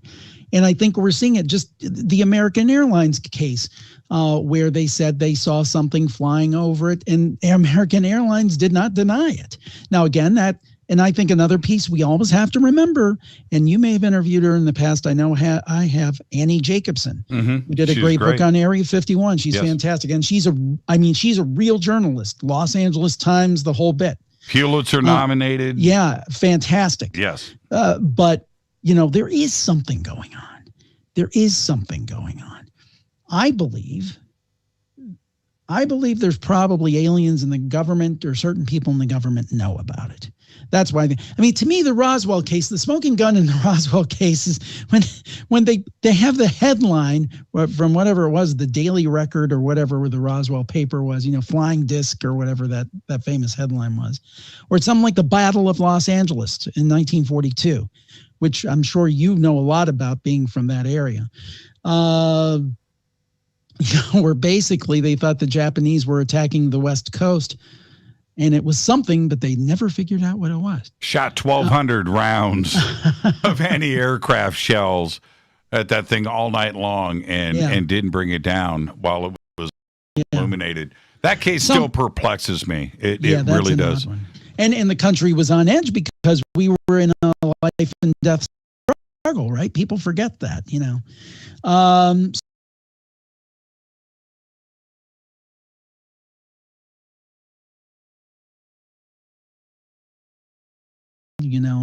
I have tea with the Martians every third Thursday of the month, and we crochet together. Does that mean I necessarily believe that? No. But there's definitely something going on. If the UFO community, and by the way, Micah Hanks has completely flip-flopped. 8 years ago, 7 years ago, 6 years ago, he was a skeptic on UFOs. And he'll admit that. With him about it in his presentation today, he is fully on board. But going back to the Patterson-Gimlin Bigfoot film, if the UFO community had that piece of footage, it would be UFOs case closed. That's how good the Patterson-Gimlin film is, and that's how much of a paradox I am. Right? That's right. I feel the same way. I feel like I've got multiple personalities here with no, it is. Yes, it is. No, it's got the devil and the angel, go back and forth. I have these people ask me, what do I think? I'm like, I don't know. It depends on which side it falls on and what day it falls on. But something you said about, I'll tell you the case I don't think gets nearly enough attention and credit. And God, I wish that it would have happened in the era of modern smartphones. Phoenix Lights. Yes. Mass sighting. And the governor, Fife Symington, who comes out and poo-poos it, later says, it happened and I saw it. My son and I watched it. Yeah. I'll tell you the crazy thing as we go into the crazy thing about that is as we go to break, I was in Phoenix that night. And I was at a record release party at the Hard Rock out on the patio with a band and some friends. And I get back to L.A. I walk into my apartment, drop my bags. I just get off the flight. And I turn on the TV. And I'm just getting my head together. It's the news. UFO sighted last night in Phoenix. And I'm watching the news. I'm like, wait a minute. What? I was right there. I missed it. I was right there. I was in Phoenix. Missed it. Oh.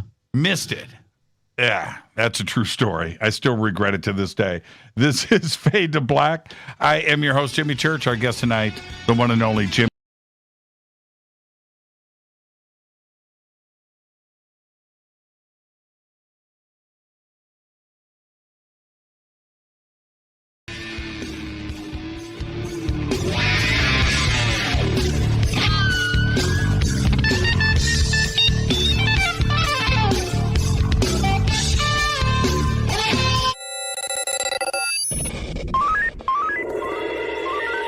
Way out here, we listen to Jimmy Church. You're listening to Fade to Black. Always on the edge of the hottest alternative talk. Jimmy Church with Fade to Black. KG. ¿Qué tal, mis amigos? Yo soy Mario Carson, el tiburón, y los invito para que escuchen a mi buen amigo Jimmy Church Radio. ¡Claro que sí! Do you want to be an official Fade or not? Of course you do.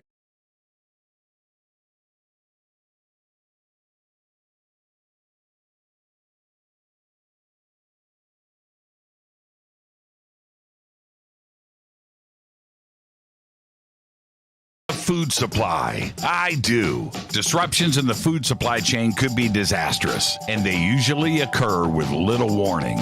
That's why the smartest thing you can do today is to stockpile emergency food, water, and other essentials. I personally recommend My Patriot Supply. They're the nation's largest emergency preparedness company, serving millions of customers for more than a decade. In fact, they're the only source for our preparedness plan. You should too.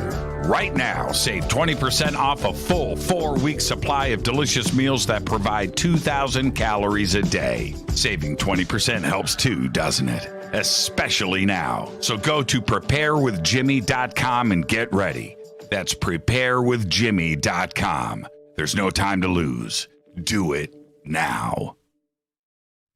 So, you love talk radio? Then you'll love TalkStreamLive.com. TalkStream Live is always on, 24/7 with the best streaming talk shows. Find your favorite talkers and discover some new ones. It's free, readily available online or on mobile with any smartphone or tablet. Finding your favorite talk shows all in one place has gotten a whole lot easier. Just go to TalkStreamLive.com. Be sure to download the free apps from Google Play or the iTunes App Store. You listen to us, and we listen to you. And so does the CIA. KGRARadio.com. You are listening to Fade to Black with Jimmy Church on the Game Changer Network. Oi, oi, I'm Reese Evans. You're listening to Jimmy Church. This is Revolution. The revolution will not be televised. The revolution is on radio. Ciao.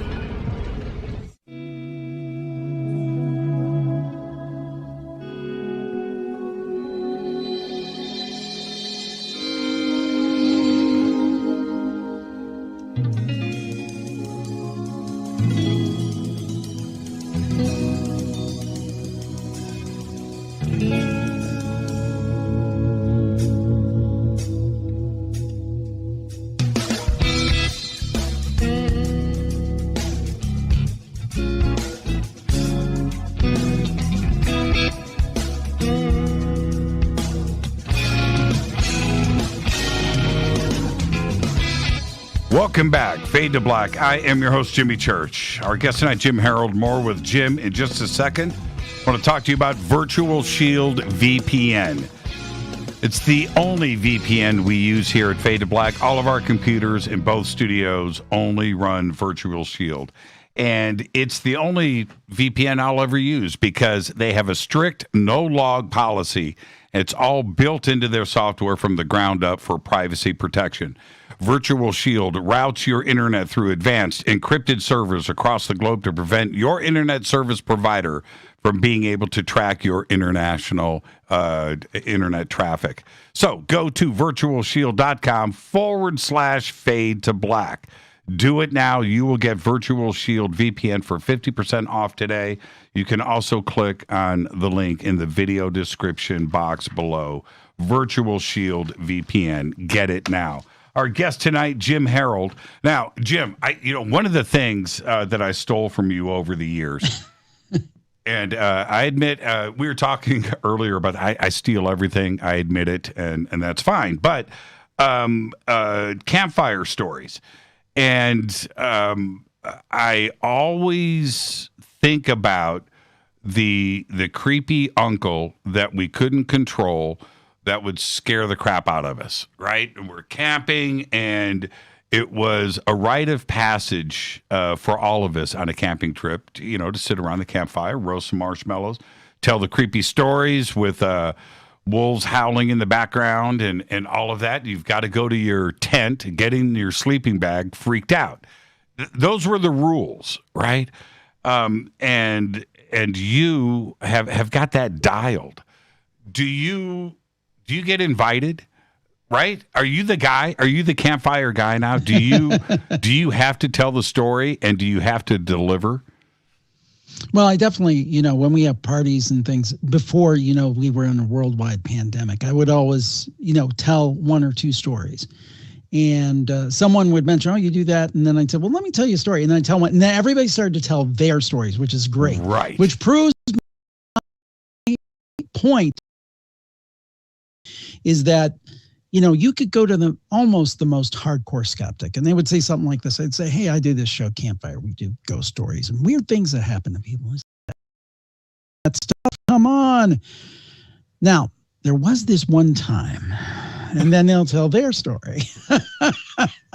Everybody has a story. Right. And I think it just speaks to the fact that this stuff is real. And, what happened was, I've been doing a paranormal podcast. I had a week I didn't have a guest, and I'm like, well, let's just do listener ghost stories. I did it, and people loved it. And it's like, well, I'm not the brightest bulb. I'm not the sharpest knife in the drawer, whatever. People like this. And then I just started it, and it's actually my most popular show, Jim Harold's Campfire, which is ghost stories and not just ghost stories, though, UFO stories, cryptid stories, head scratchers, my favorite. And that's what we do. And I love it because, so many people, and I didn't think this was going to happen, but so many people say, oh, thank you for providing a forum where I can tell these and I won't be made fun of. Because I don't make jokes at people's expense. I don't like, that couldn't have happened. I don't have the laugh track going, the sounders. I just assume that when somebody comes on my show, they had an experience and they are giving me a true representation of what they had happen. And we listen non-judgmentally and let people share. And folks seem to love to listen, and they love to share their stories too. So I'm very thankful to the audience. Well, I went through a period, and my wife had to go through this with me, where I was listening to your podcast going to sleep. And it was my way of assuring some fantastic dreams. And I went through that for a while. And that you led me into creepypasta. I think that's what it's called. Yeah. Right? And so it would be a mix of that stuff going into the dream state. And it's fantastic for that. Do you get comments about that all? A lot of people say they go to sleep listening, and then sometimes I'm like, well, is that good or is that bad? I'm telling you, I went through this period. Just don't fall asleep before the commercials. No, but right. But no. Yeah, people like, and it's odd. People say it calms them. Which you would think, now some people say, I'll never listen to that at nighttime, but get some people, this calms me. And it's like, what? People say, I had one guy on who said that he saw a spider. I don't know if it was with eyeballs in its legs or baby hands or something really disgusting. And I'm like, that can't possibly make you want to go to sleep. It's like, but the thing is, I'm a little bit immune. I got to say, a lot of stories don't really blow me away. I mean, and I even love everybody thinks of scary stuff. I love the touching stories where grandpa got a message in a special way. I love that stuff. But occasionally I think, I've heard it all. I've heard hundreds and hundreds, probably thousands of stories at this point. But then somebody will come through something I've never heard before. And I was like, whoa, you got my attention. And it happens all the time.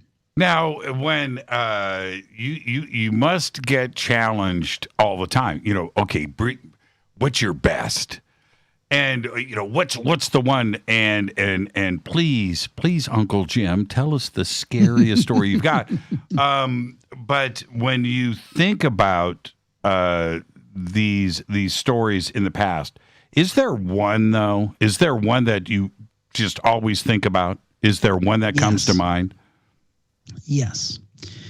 There's one, we actually did a YouTube video on it recently, and it's a fantastic story. It's called The Roadhouse Saloon. It's basically an episode of The Twilight Zone, and I'd be glad to share it with I would you love, like. yes. So this happened to our caller, T.I. She's from Wisconsin, but she was visiting, she's from Michigan, but she was visiting in Wisconsin. She was visiting a friend. And they were at this bar, and they were watching this band. And they closed the place down. It was in a rural area. And her and her friend were both musicians. So afterwards, they stopped and they talked to the band. And they left probably, I don't know, about 2:30 in the morning. So, everything's closed. And they're about an hour from where they're going to this campsite or this camp. And it's all rural, everything's closed, everything's dark. And about halfway there, T.I. says to her friend Bob, says, I kind of got to go. I got to go to the bathroom. And he said, well, you've got you've got one choice. There's the side of the road here. And she said, no, just drive fast. So anyway, maybe a few more minutes go by. And they see a light up ahead. And it's very foggy. And they realize it's a bar and it's open, which is odd after hours. The joint is jumping. There's neon signs. There's cars. They're like, hey, let's not look a gift horse in the mouth. Let's go in. So she goes and does what needs to be done. And Bob gets a couple of beers from the bar, and they sit down. They figure they'll sit there. Now, Bob says he's really happy that they came there because there's a famous mural on the wall. That's an Old West mural. And it depicts just like in Westerns, you've got the swinging doors, you've got the bartender, you've got the I don't know, the showgirls or the chorus girls, to entertain the cowboys and all of that stuff. It's all depicted in a huge kind of thing. And it's kind of weird looking, but it's there. And T.I. said, this place was weird. The people were kind of weird. They were kind of smiling, but they weren't really talking to them, just kind of looking at them. You can't see video-wise what I'm doing here, but just kind of a blank expression on their face. Thought it was very weird. Some guy walks up to her, asks her to dance. They had an old Woolitz. The old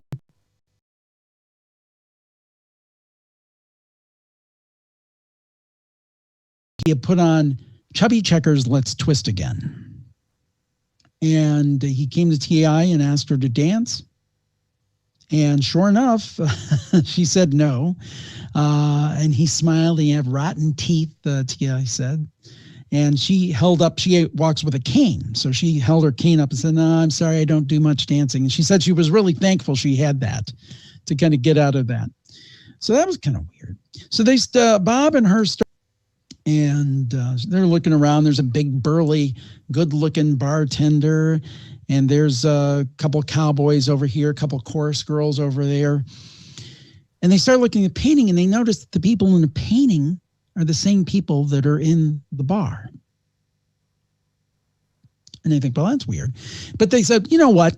This artist came here. These are regulars. He just painted them as like an homage to them. Okay. So they talk a little more, and it just got a weird vibe. And Chubby Checkers playing. And they look over at these swinging doors, the old doors where, Bart would come in and say, I want to see so-and-so, so they have a showdown. For those of you old enough to remember. The saloon swinging doors. Exactly. Right, that's right. it.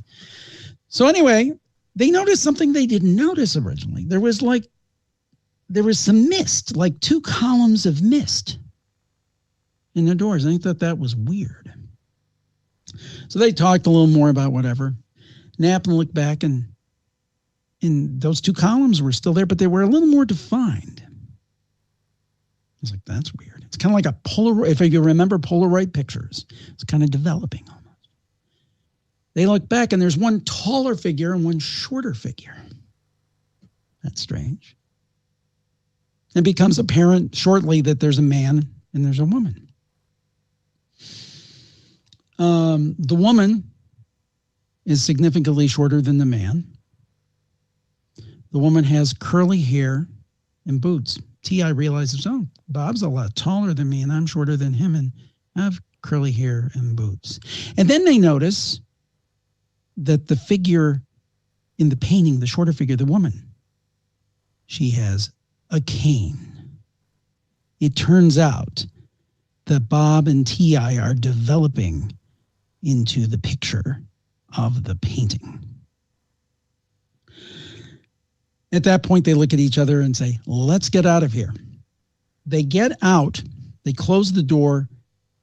Once they close the door, the whole place is like it's been closed up all night. No neon lights, no sound, no music. And I should have said, when they're getting ready to leave, all the people are like beckoning them back and motioning, come back, come back. Mm-hmm. So anyway, the story's not over yet, though. The story's not over yet. It gets better. So anyway, they realize that the place is just like it was closed, like it should have been that time of the morning. They turn around, they look, and before I used the plural, I said there were cars in the parking lot, multiple cars. There was a single car in the parking lot. It was their car. So then they drive home. Next day, I think this was like a summer camping thing or something that they were going back to. And T.I. was talking to her sisters and friends and family and so forth and telling them, they're like, come on. It's just, whatever. But T.I.'s the kind of person, and I've met her in person now because we did a YouTube video. I actually shot it, it would have been late 2019 now, before the pandemic. Fall of 2019. Went up to see her in Michigan. Anyway, she's pretty spunky. A great storyteller, by the way. Great storyteller. And she said, I'm going to go back. So she took her sister, I think it was, and they went back. Now, she didn't go 2 o'clock in the morning or 3 o'clock in the morning. She went like 7 or 8 or something. She goes in. It's open. Mural's there. She starts talking to the young lady behind the bar. So, I was here the other night, blah, blah, blah. She said, where's that good-looking, strong-looking bartender who was in here? And the woman goes, well, I don't know who you're talking about. The only 2 people that bartend here are me and my elderly father. And then she said, oh, that's kind of weird. Maybe she said, well, let me check out this jukebox over here. Sure enough, there's a jukebox. Plays CDs. Right. No chubby checker, nowhere to be found. And with that, T.I. left the Roadhouse Saloon. She says she's never been back since. That not only do I believe that it happened exactly how she has presented it, I feel that there are moments where we go through some type of time loop there, where you are physically. I've had a couple of things happen in my life that I can't really explain, and I've heard other stories like this where they don't repeat. It's like an accident when it happens. Well, I have a short one that kind of plays into this. I had and this is and I just heard from him several months ago. He's doing well now, thank goodness. But this goes back like 10 years. He came on in very early years of the show. And this gentleman, Marco was his name, and he was having cancer treatment. And one of the things that he would do to help him get through this period, because he loved movies, is he and his wife would go through the movies. So basically, they went in, bought their ticket, and they went to see the movie, and some people remember this, Hellboy. And they looked at the time it was supposed to be, and they were a few minutes early. And they walk in the theater, and they sit down. The movie's playing, and it's like, well, that's weird. We're early. And they realize it's the end of the movie. And it was only playing, you know how a multiplex will have multiple screens playing the same movie. This is just playing on the one theater, the one screen. And I don't remember the exact time. Let's say it was supposed to start at like 12:05 or something. So anyway, they go in, and the movie ends like within 10 minutes of them being there. And he gets up, and they're going out, and there's an usher there, and it's like, what movie was this? We came to the 12:05 movie. And they're like, this is the 12:05 movie. And the guy says he loves watches, and he looked down, and it was like 2:00. Now, I don't know I can't remember the exact times, but that was the principle. Right. So I believe that, hey, like I said, and I the one thing I do feel really good about, and I think you should too, is I think someday people are going to look back at people like us and say, you know what? They were right. I know. We'll be long dead, but they will say Jim and Jimmy and Art Bell, and I'm not comparing me to, but I'm just saying people who believe that there was something going on, they're going to go back and say, you know what? People thought these guys were loony, but they were on, and women as well, of course. They were on to something. They recognized that there was something weird going on. They didn't know what it was, but they recognized it. They saw that something strange was going on. Now, of course, we know it is XYZ. You know, that could be 300 years from now. Now, we years ago, this is a long time ago, I had a caller that called in one night and shared this story that road trip, family, station wagon, 70s. And I believe they were driving across Texas. They were in the Southwest. And they pulled over to a rest area with picnic tables, and they're going to have lunch, right? They're going to picnic. So the family gets out of, it's brothers and sisters and mom and dad and what have you. And they are setting up the picnic table. And the caller, the daughter, she walks down away from the picnic area and comes up to this river. Mm-hmm. And there is a sign, a stand, monument thing, and it says that at this spot is where the wagon trains would stop and gather on their way to the west, right? And she says she reads this and looks across the riverbank and sees the wagon train. And she sees a campfire, she sees smoke, she sees people, she sees dogs and families and kids running around. They're cooking. And she says to herself, what an amazing reenactment. These are great actors. This is amazing. And she takes it all in and turns around and runs back to her family. You've got to check this out. This reenactment's going on across the river. And the wagon train, right? It brings the family down, comes up to the spot, and it's gone. Yeah, I had the same, very similar story maybe 2 or 3 months ago. And I think this was in the suburbs of Atlanta, if I remember right. Wagon trains in Atlanta. No, not a wagon train, but similar principle. Sure. Woman she was a kid at the time, like 12 years old, and she's with a group of friends. They go back in the woods behind their houses and stuff, and they see this field and this clearing and this really fancy house, and they didn't know it was there. And they see like this mother and little boy like dressed in like previous turn of the century clothes, like 1900 kind of clothes. And like the boy is like looking at them like as best they can seem like he doesn't understand what he's seeing. And then the mother comes, who's dressed like in 1900 clothes, and pulls him in. And it's a fancy house. So anyway, they thought, well, that was weird. And then a few days later, they go and they look, and guess what's there? An old door stoop, and that's it. I mean, this stuff happens. I don't know if it's a time slip, and just like you were saying, years from now, right? They're going to look back, and everything that we're talking about is probably going to have an explanation. Right. Physics, Mandela effect, parallel worlds, interacting dimensions, colliding with each other, where we're getting a glimpse of something else. You know, and you brought up magnetic tape. I think that, and you've heard this before, I think everything kind of gets recorded, right? That there's residual of everything around us, and we just might connect at that frequency at that moment and see something, and then it's gone. Right. That's right. Yeah. I don't know. There's got to be an explanation for this. When I go on your show, I'll tell the story about the vanishing house.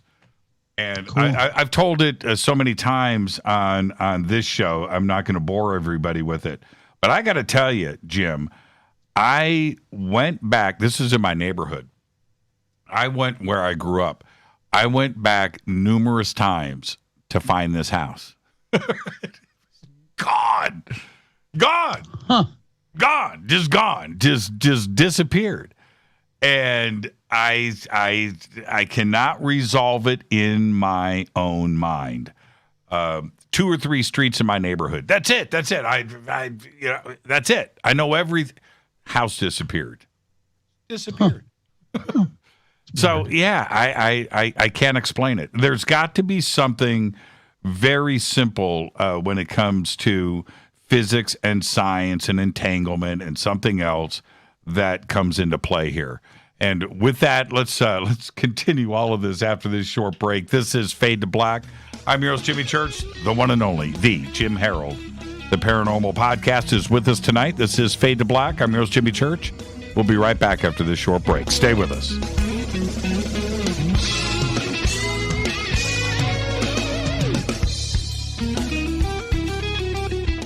Hi everybody, this is Rob Halford, the Metal Guard on JimmyChurchRadio.com. This is KGRA Digital Broadcasting Station, Salt Lake City, Utah, Van Buren, Arkansas. Why is it we're not very good with our health regimen until it's too late? We don't put oil in the car until the engine blows up. When the body's out of balance, your health is not so good. Give your body some love. Log on to GetTheT.com. That's GetTheT.com. Try our Life Change Tea, which cleanses you from harmful intruders.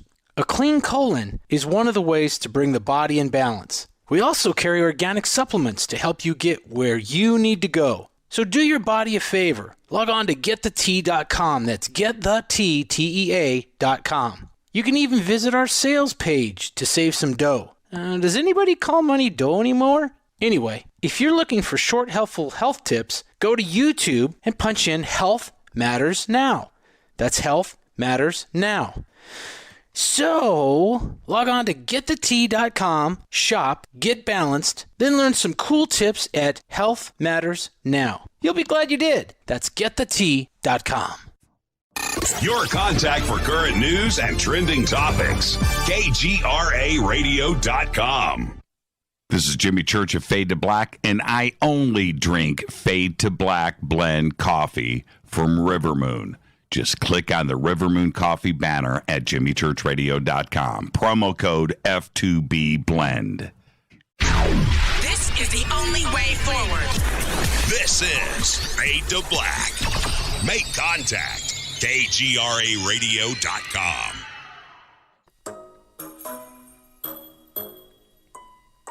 When you're in the house for longer periods of time, you can see them flying or running across the floor. Ooh, yuck. They're unhealthy, gross, and disgusting. Bugs. I loathe bugs. We keep a clean home, but occasionally bugs show up. Well, I found something that is tougher than bugs. Orange Guard. On contact, it kills hidden bugs, including ants, roaches, and fleas. Plus, Orange Guard is a residual repellent. All of the ingredients of Orange Guard are on the FDA generally recognized as safe list. Orange Guard may be used around food, humans, and pets. It comes with a 30-day money-back guarantee.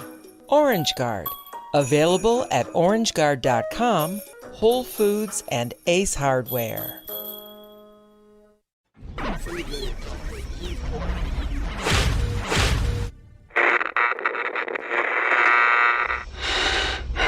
You want to know a secret? I love ponies. I really love ponies. I'm serious. I couldn't stay sane without ponies to brush. Why fade to black? Because you never got that pony, damn it.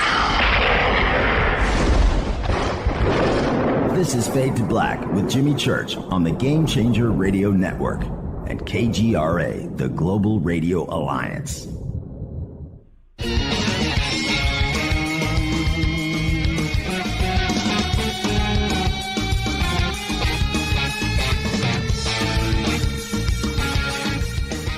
Welcome back, Fade to Black. I am your host, Jimmy Church. Tonight, Jim Harold, that's right, the Jim Harold, the Paranormal Podcast is with us. And check this out. I'm just going to be straight with everybody. I'm going to throw Jim under the bus a little bit. The bunker here is cool. Not nearly as cool as your studio that I'm looking at here. And I want to ask you about what appears to be in the background. Are those squids? Is that octopi? Well, they're swimming around in the tank. Yeah, we're animal friendly here. Those are totally fake. But my wife got me this the jellyfish lamp over Christmas. And that's what that is. Yeah, and thought it would be cool for the studio, and people love it. That thing is the creepiest. Is it mission accomplished? I mean, what am I looking at? Is it a tank with? It's just like a little container with, it's like a cylinder, a clear cylinder, and there's like 2 rubber jellyfish. But with the bokeh effect that we've got on our cameras and stuff, they look real. I mean, you look great and everything. I can't take my eyes off that. That is just crazy. Yeah, that's really cool. And I can't get one. I can't, because I would be stealing once again from Jim Harold. But that is just amazing to look at over the shoulder. Now, I wanted to ask you about T.I. for a second, since you know her. Has she? I know she did the trip back after a couple of days. Has she gone back to? No. Now, she's had other supernatural experiences, and she's actually, you may someday want to have her as a guest. She's fantastic. She's actually written a book about some of her other experiences in her younger days and so forth. But no, she said she'd never gone back, and I don't really think that she wants to. I guess, I don't know if you feel that, if you really think that you narrowly, escaped falling into some kind of portal or vortex, you probably don't want to go back. And I can kind of understand that. And I got to tell you, it's one thing when you talk to somebody over the phone, because this was, we were still doing a lot of phone calls back then. And this was over the phone. But when I met her, it's like, this woman's telling the truth. I mean, I have no doubt that she's telling the truth. It was like, I won't give the specifics of her profession or so forth, but it's a very respected profession. And I'm like, this woman is telling the truth. This happened. And that's just mind-blowing to me. Now, how, when I hear an experience like that, I don't know if it's toppable. What's the word? Well, I'll tell you one. I'll give you one that is really tragic. And I just did a YouTube video on this one too. And what's you've just started? It's recent, a YouTube months, channel. Yeah. What's it called? It's just Jim Harold. It's youtube.com/Jim Harold. Okay. So pretty simple. I want everybody go over and check it out and subscribe to Jim's new channel. No, thank you, sir. I appreciate it very much. And one thing we've been doing are what we call Campfire deep dives. So we take some of the best stories and we have them come on and flesh it out and take audience questions. So that's been a lot of fun. We've just done a few of those and we're getting going on those. But one that is on there, and it really, I feel very sad for the storyteller because it's such a horrible story. But she came on the show and I said, this would be great for video, but I understand if you don't want to tell it because I'm very empathetic to what happened to you. And she said, no, I want to tell it. And I'm talking about Lucy over in the UK. And she tells a story, and this must have happened 10, 15 years ago. She was studying in London, and she was going to move back closer to her home somewhere in the Midlands of England, if you're familiar with England. And her dad came to get her, and they had she had a lot of stuff. So they had a trailer and everything. So they had their car and they had a trailer behind it. And they were on the, as they call over there, the motorway, as opposed to our freeways. And they were going along, her and her dad talking, nothing unusual, trailer in the back with all her stuff on it. And then all of a sudden, this other car pulls up on the side to them. And she said it was the oddest green color. It was like glowing almost.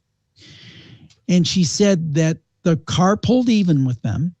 And they looked over and there was a woman with bright red hair, very pale, a little bit on the, how shall we say, I don't know the nice way to put it. Well, let's say that she was not thin as a rail, and neither am I. So that's no aspersion, but she was a little on the heavier side.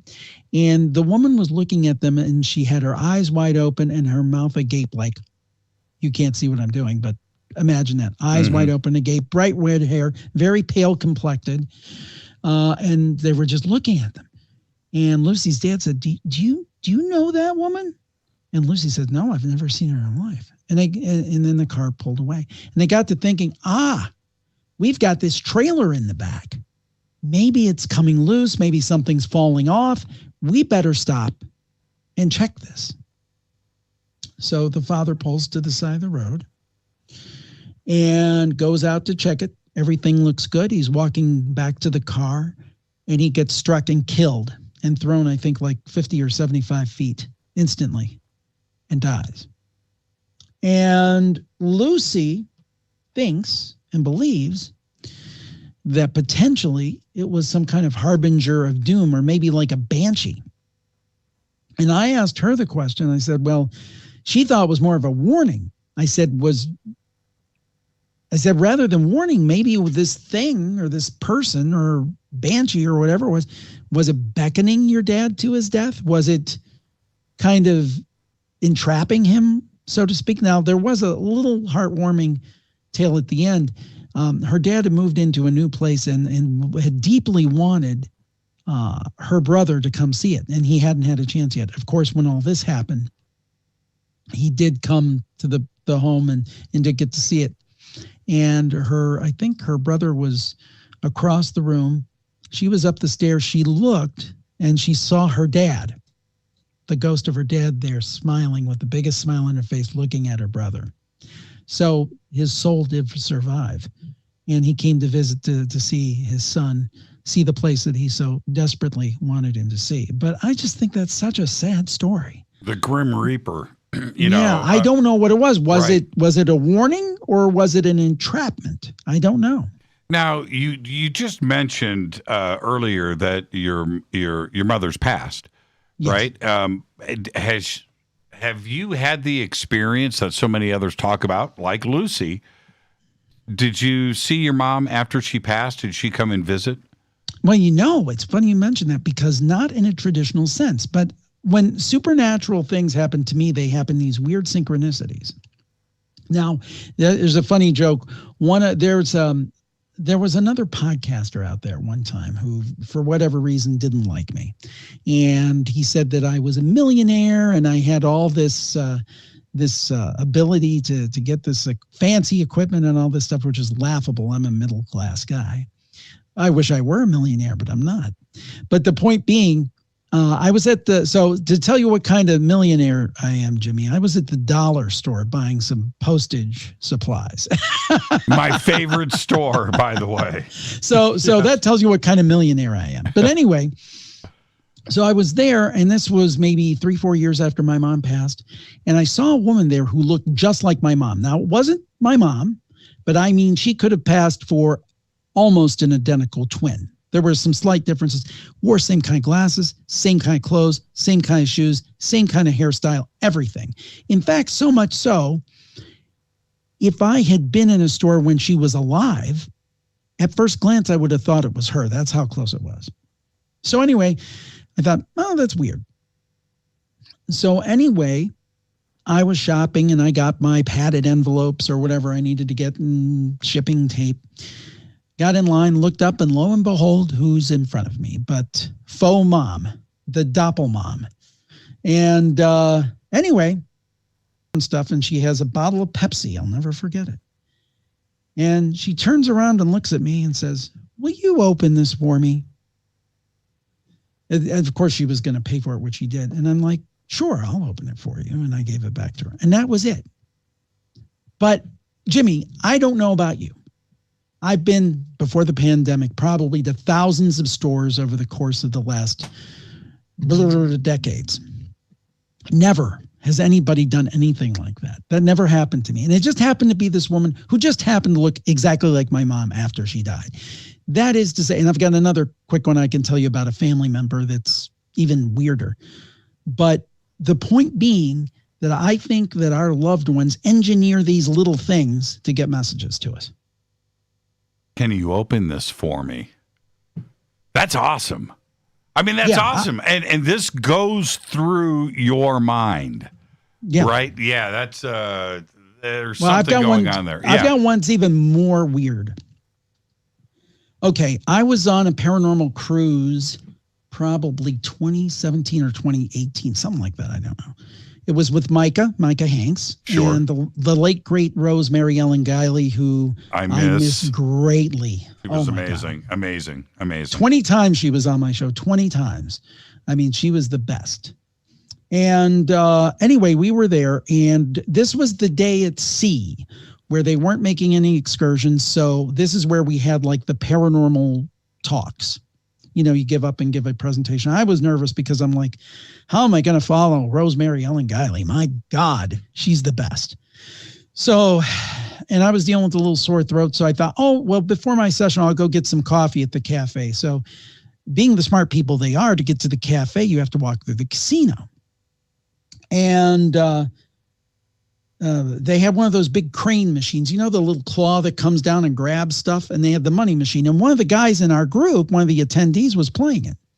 And I stopped in my tracks, and that had a meaning for me because my uncle, who was like a second dad to me, I was like very lucky in my life. I've had many father figures, and really kind of like my co-dad was my uncle because he lived with us. And he was a tremendous guy, and he died right around the same time my mom did, within 2 weeks. It was sad, very sad. He went, then she went 2 weeks later. But anyway, I thought, oh my God, I wish he were here because he loved these crane games. He would go into a CVS or, you know, a Walmart or wherever they would have these games. He would put $10 in it just to play the game. And then he would, you know, whatever kids came over to visit, or if my kids came, he would give them these little tchotchke toys from the thing. So anyway, I'm like, God, I wish you were here because he would love this. He would like blow a lot of money, but he would absolutely love this. Very intentional. Not a second later, woman walks up to the machine. She cups her hand and goes, John. I just got chills. Guess what my uncle's name was? John. I said that to someone. They said, what, Steve? Yeah, Steve. I almost said Brian. I was going to go Jeff. But I'll tell you, I just got chills because, I mean, what are the chances? Now, and some guy walked over. I assume it was her husband. They were probably in their 60s. But the thing is that it's almost like somebody somewhere had some chess pieces. And when I had that thought of my uncle, that very strong thought of him, that triggered something and said, okay, let's move the chess pieces where he can get some kind of affirmation, like in a and they did all this like within 10 seconds. Doesn't that tell you that you are able to stop and appreciate the moment and know it when it's going down? But there are so many people out there that live their life in tunnel vision, that these moments happen and they don't recognize it. Yeah, but I can empathize too. I mean, sometimes like I'll think I don't audibly hear my mom, but I feel like I'm getting like one time I remember I was going to see my dad, and I do everything for my dad. I pay his bills. I take him grocery shopping when there's not a pandemic, all that stuff. So I think I do a good job. And a lot of kids, when their parents get older, they're like, not my problem. But I'm the opposite. I'm very attentive and really try to help them out in any way I can. Because I figured out Jimmy, without him, there'd be no me. And when I couldn't help myself, he helped me. And he went in a steel mill for 35 years. And I'll never forget a great disc jockey at the one station I worked at, WGAR, the big country station in Cleveland. I was telling him about, what my dad, working a blue collar job all these years. And he's like, and that's why you can sit there in that suit. And I never forgot that. But anyway, I remember driving over one day, and I was thinking, I hope I'm doing right by him. And I heard a thought in my mind, and it was phrased just like my mom said. And she would have said, well, I think you're doing a damn good job, Jimmy. But I don't know, Jimmy. I don't know if that was her or if that was my imagination. So I have that same struggle. Am I just reading things in? Am I just seeing what I want to see? But to me, sometimes, I always say this on my show, there are coincidences, and then there are coincidences that are so meaningful that they're not coincidences. No, they're intentional. They're intentional. Yeah. And it makes me feel that because I try to recognize, I like to stop in the moment and appreciate what is going on. But it says to me that the universe itself is alive. It's fully alive. It's electric. It's connected. And it's like a step ahead of you. It really is, and when it constantly happens, like you said, there's coincidences, and then there's this intention, this blatant thing that happens that it is beyond coincidence, and it happens so often. Look, I'll give you a basic of the basics, and it just happened. Just happened. We were supposed to. I'm going to make this brief. Last year, in the middle of the pandemic, I was on my way over to Manchester, England, and to the UK to host a conference. And very excited about that, but the pandemic hits. We all know what happens, right? Okay. Right. I haven't spoken to the promoters over there. They're good friends, but I haven't spoken to them in 8 months, 10 months, something like that. A couple of nights ago, Rita and I, after the show, we bring up these two guys. It's Steve Mara and his partner over there, and bring them up out of the blue, right? I wake up in the morning and I pick up my phone. I've got a text. Hey man, just thinking about you. Right out of it. Now wait a minute here. It was like, and I looked at the timestamp. And it was like 4 hours after Rita and I brought them up. Now, you have to just stop and freeze frame that for a second and understand, what are the odds? What are the odds? Yeah. What are the odds? It's great. It reminds me of our mutual friend, Richard Sirrett, and the story that he told about his friend, R. Gary Patterson, who did all the work on home. And he was getting, and I don't remember the specifics, so I don't want to misquote Richard, but essentially he was getting like texts and stuff and communications from R. Gary Patterson after he died for like hours. And, Richard strikes me as a pretty level-headed guy. Yes, he is. And a great guy. I really enjoy. In fact, he was in Cleveland pre-pandemic a couple of years ago, and said we'll meet for a half hour and have a beer. And then about 3, it was that kind of thing. We just kind of like you and I, we just kind of click because we have so many common touchstones and interests. But the point being that, and I hate to repeat myself, but this stuff happens. It's real. It's not imagination. It's not. And that's what tees me off is I have no problem with fair skepticism. And I think we should be skeptical. We should keep an open mind, but not so open our brains fall out. I totally believe that. And I think that there's a whole range of explanations for all this stuff. There's, unfortunately, the one I hate the most, and really, I won't say it, positively outrages me, POs me, is our hoaxes. There's downright hoaxes. Then there's people seeing what they want to see. I think that happens sometimes. And it's not their fault. It's just, they're interpreting things the way they want to. Some people might say that I did that with my mom and uncle. Then there are things that happen, but they're perfectly explicable through normal means. Somebody sees a really weird UFO. I totally believe sometimes that's secret military craft. I think that happens. Doesn't mean it's a bad person, just means that. But there's that other part that's left, that you go through all those categories and none of them are true. They're good people. They're not mistaken. It's not explicable. What do we do with that? What is it? And I guess that's the crux of what we try to do on both of our shows, is explore those things that you throw out all of the fair explanations and you still have a big pile of stuff. And I interviewed Dr. Michael Shermer a long time ago. He's like other than James Randi, probably the best known skeptic out there. He's publisher of Skeptics Magazine. Yep. Yeah. Now, I will say this, though. He was a perfect gentleman. And you know what? I disagree with him. But I love the fact that we could agree to disagree. And he was a great guy, a real gentleman. Totally disagree with him, but a great guy. I think we're missing a little bit of that in our society today. I'll say no more. But the ability that we can have a discussion and disagree, but still walk away as friends. I value that. But anyway, the point being that I said basically that to Shermer. He's like, well, we know that, but we just put that up on the shelf like as an anomaly. And I'm like, no, don't put it on the shelf. Take it off the shelf. Explore it, because that's what we need to do. We need to explore those cases because you just admitted there's something. And the funny thing is about Shermer is you can look this up in Scientific American. He wrote an article about essentially what he had was a paranormal experience. But then at the end, he's like, well, it's very profound and it's enough to shake one's skepticism to the core. But of course, it wasn't paranormal. The story was he was getting married. And this is later in life. I don't think this was decades ago. This is probably like 10 or 15 years.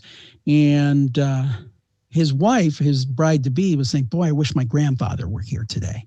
I miss my grandfather. I wish you were here for this. And they happened to have a radio that he had given her, but it didn't play except on their wedding day. They played it all day. They danced to the music. Next day, guess what happened? It didn't play anymore. Didn't play anymore. Yeah. He wrote about this. Look it up, folks. Scientific American, Michael Shermer. I don't have the link handy, but he wrote a whole long story about it. And it's like, dude, although I do respect him. And again, we don't have to agree. That's what makes the world go around, I think. I think that if we all thought exactly the same thing, boy, it would be a boring world. Well, I believe, with and somebody like Michael Shermer and others, that no matter what, and James Randi's a classic example of this. Yeah. You could have them go through an experience. They could see it, touch it, feel it for themselves, and still be in denial. And you some people you just can't change. Right. And then there's the other part where they have a fan base. So what do they do with that? Do they flip on their fan base? But in fairness, there's people who think everything are aliens and everything. I mean, I think that we have people on both ends of the spectrum. Sure do. Into that. Sure do.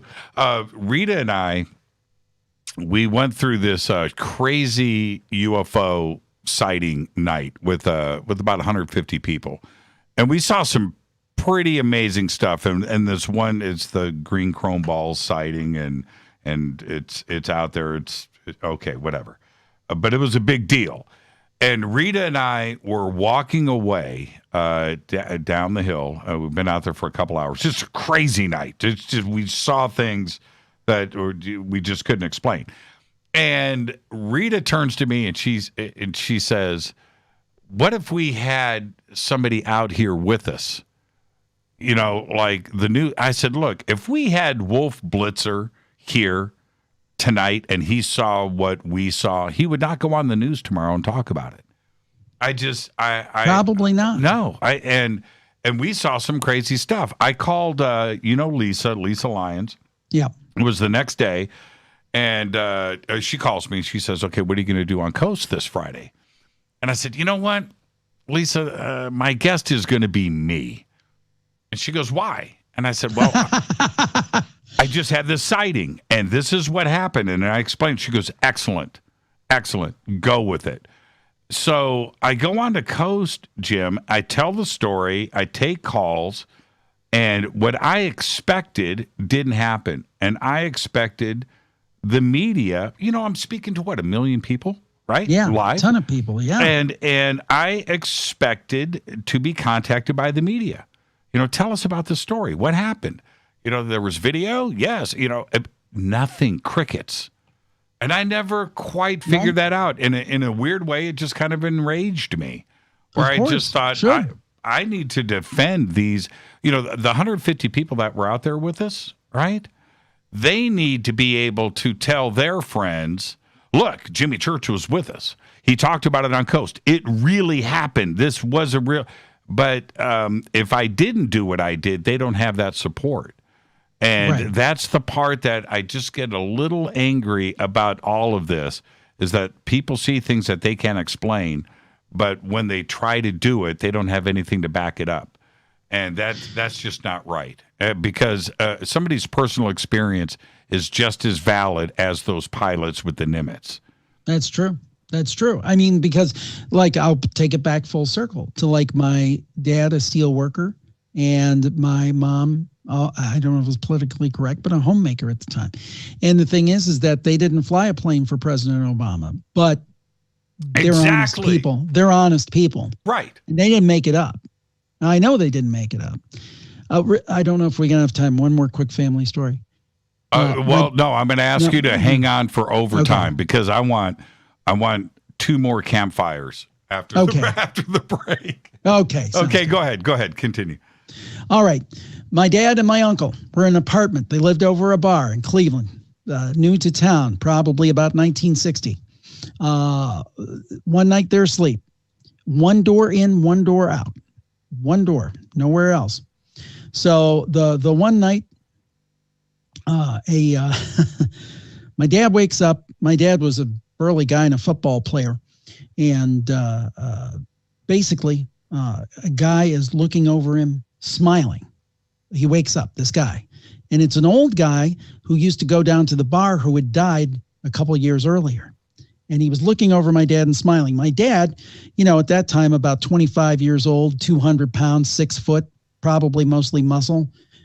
Swings, nothing, air. And he starts yelling, screaming. My uncle, who was, he was a little spunky. He's like, "Oh, go back to sleep," and probably uttered a couple of unmentionables and said, You're just imagining this. Okay, 2 weeks later, my uncle looks up. He's asleep. Wakes up, looks up. Guess who's looking at him? Same guy. What does he do? He starts yelling. He's 6'2", full of muscle, 26 years old, swings, nothing. And he tells my dad, "You were right. He was here." Swings at nothing. Yeah. Let's take our break right here. This is Fade to Black. I am your host, Jimmy Church. Our guest tonight, the one and only Jim Harold, the Paranormal Podcast. We're going to take a quick break. When we come back, we're going to head into overtime. And I've got to get more Campfire. I want to have a great night's sleep tonight, and so do you. We'll be right back after this short break. Stay with us.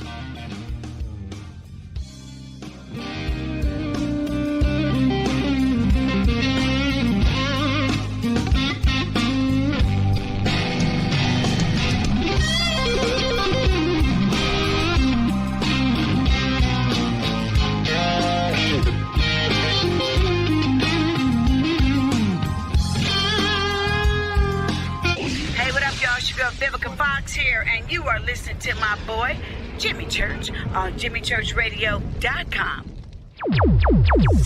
Despite popular opinion, reading a book will not make you smarter. But listening to Jimmy Church will. This is Jimmy Church of Fade to Black, and I take Life Change Tea supplements every single day. It's what I do. Click on their banner at JimmyChurchRadio.com. When you take the beans from Central America with dashes of Indonesian and African mixed in and then roast it to the dark side of Fade to Black, you create the ultimate brew of fringe. Introducing the Fade to Black blend from River Moon Coffee. Yes, River Moon's darkest customized roast was created for the love of Fade to Black. The alchemy of masterful roasting and smoking the beans is in every sip of this full-bodied, dark Java. I need my coffee dark, deep, with distinct bittersweet chocolate highlights, just like the bunker. Leaning further into the darkness of the roast is Fade to Black blend from River Moon Coffee. Just click on the banner at JimmyChurchRadio.com and use the promo code F2BBLEND for 15% off of your order today. Hello, my name is Billy Carson, and I am a best-selling author and the founder of ForbiddenKnowledge.tv. Together with my team, we have built an all-new conscious streaming TV platform designed with every family member in mind. If you have ever wanted to travel the world and attend lectures and workshops from your favorite speakers but weren't able to, look no further. ForbiddenKnowledge.tv. There are dozens of workshops and lectures from speakers you know and love. We have also included amazing categories to assure that your consciousness is entertained and elevating on a daily basis. Amazing interviews, ancient history, ascension knowledge, wisdom teachings, documentaries, conspiracies, mysteries, health and fitness, conscious cooking, meditations, finance, yoga, and so much more. To start your free trial on any mobile device or computer, surf to ForbiddenKnowledge.tv. That's Forbidden Knowledge with the number 4, ForbiddenKnowledge.tv. Again, visit ForbiddenKnowledge.tv today. Are you intrigued by Paranormal Talk Radio? You'll love the new Paranormal Radio app from TalkStream Live. You'll find a great selection of talk shows covering UFOs, ghosts, strange phenomena, and much more. Download the Paranormal Radio app now and start listening to the very best in paranormal talk entertainment, including the network you're listening to right now, the Paranormal Radio app. Free in Google Play and the iOS App Store. Erica, Brittany, Gabby, and you're listening to JimmyChurchRadio.com. It's not a lifestyle we chose. We were born this way. KGRARadio.com.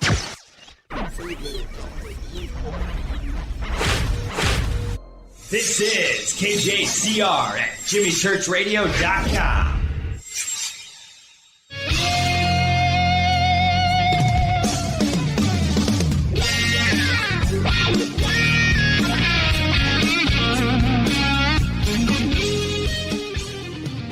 Welcome back, Fade to Black. I am your host, Jimmy Church. Our guest tonight, Jim Harold.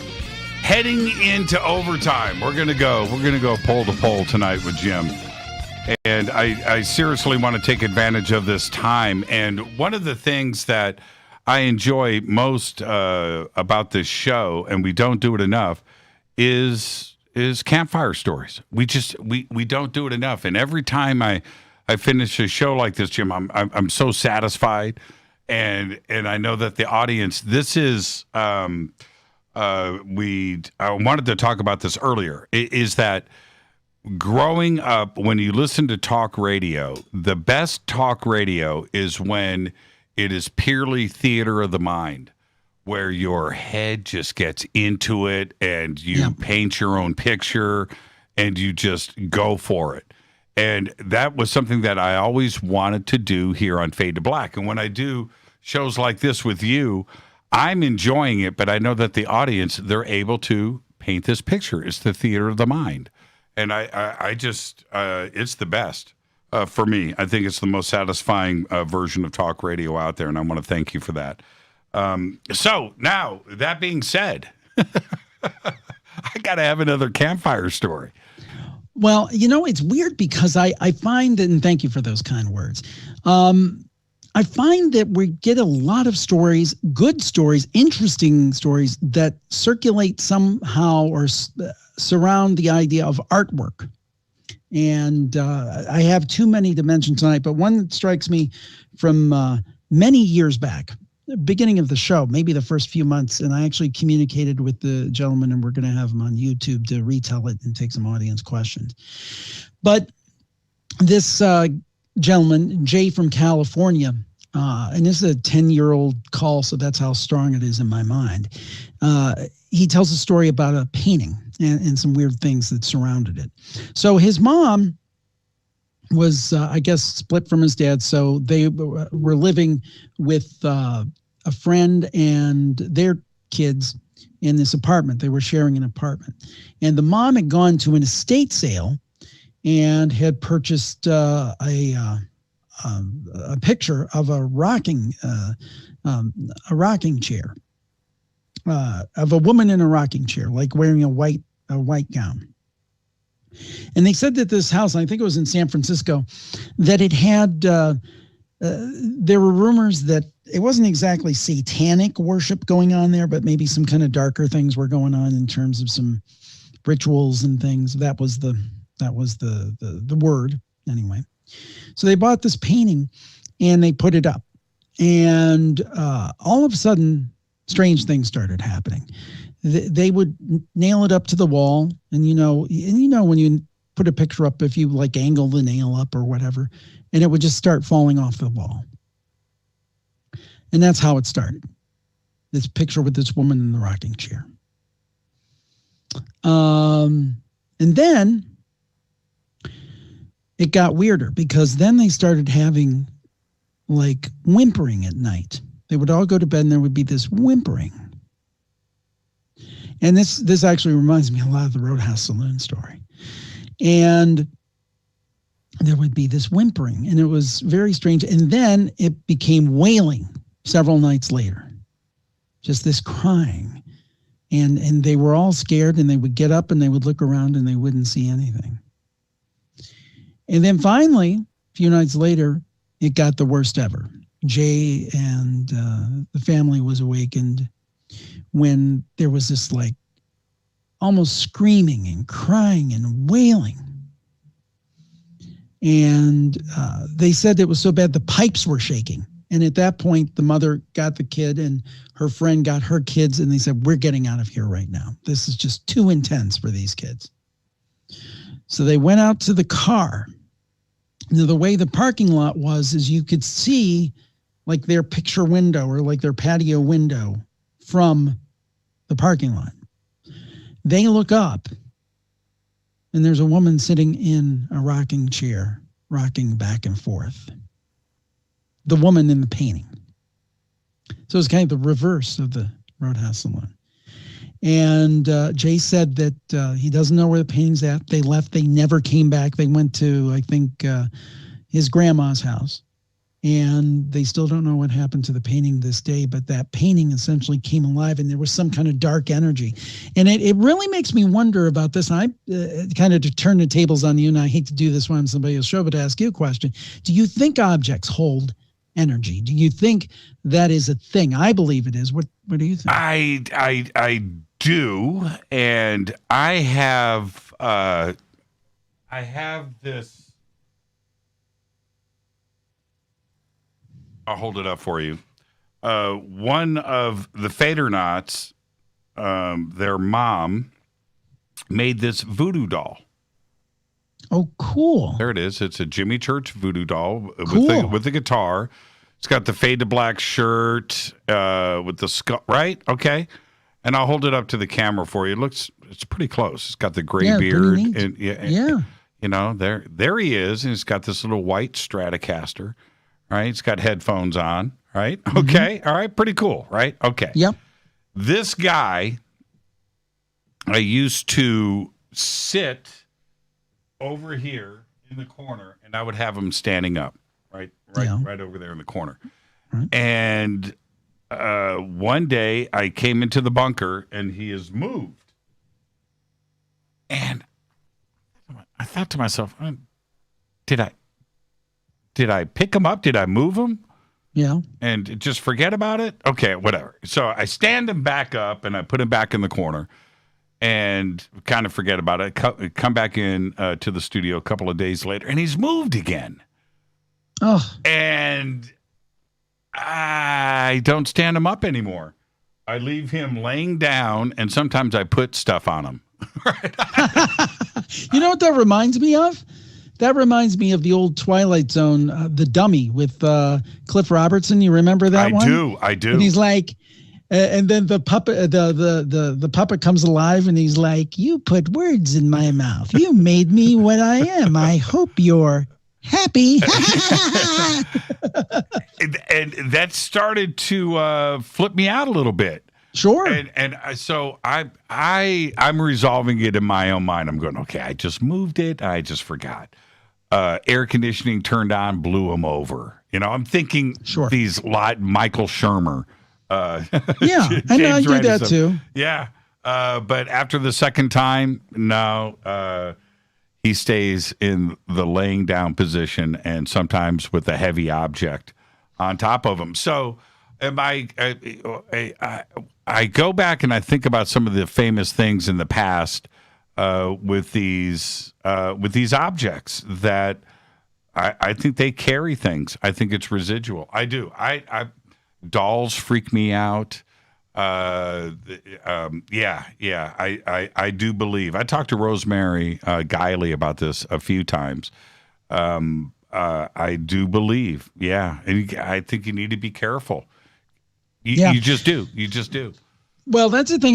My wife hates this stuff, so I don't do it. But I used to love to go to thrift stores and buy stuff like old radios. And, but I do think about that now. Are you carrying something back? I mean, the actual other campfire story I have for you actually surrounded that exact topic. Was this gentleman out in L.A., actually. He, and we recently did a video with him. He went out to an estate sale and he was looking at different stuff. And one thing that caught his eye was this large, like heavy mirror with this really ornate gold frame on it. And he asked how much the woman wanted. And it was some exorbitant amount that he couldn't afford. And he said, here's my card. If something comes up and you want to get rid of some stuff or things, give me a call. 3-4 days later, it's the end of the estate sale. She calls him and says, I've got people here trying to rip me off. I really like you. Come on down.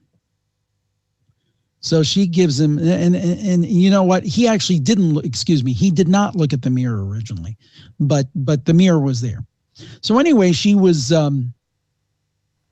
back and he was going to get the stuff he wanted. And this is what happened. She said, hey, this mirror here, I think this is meant for you.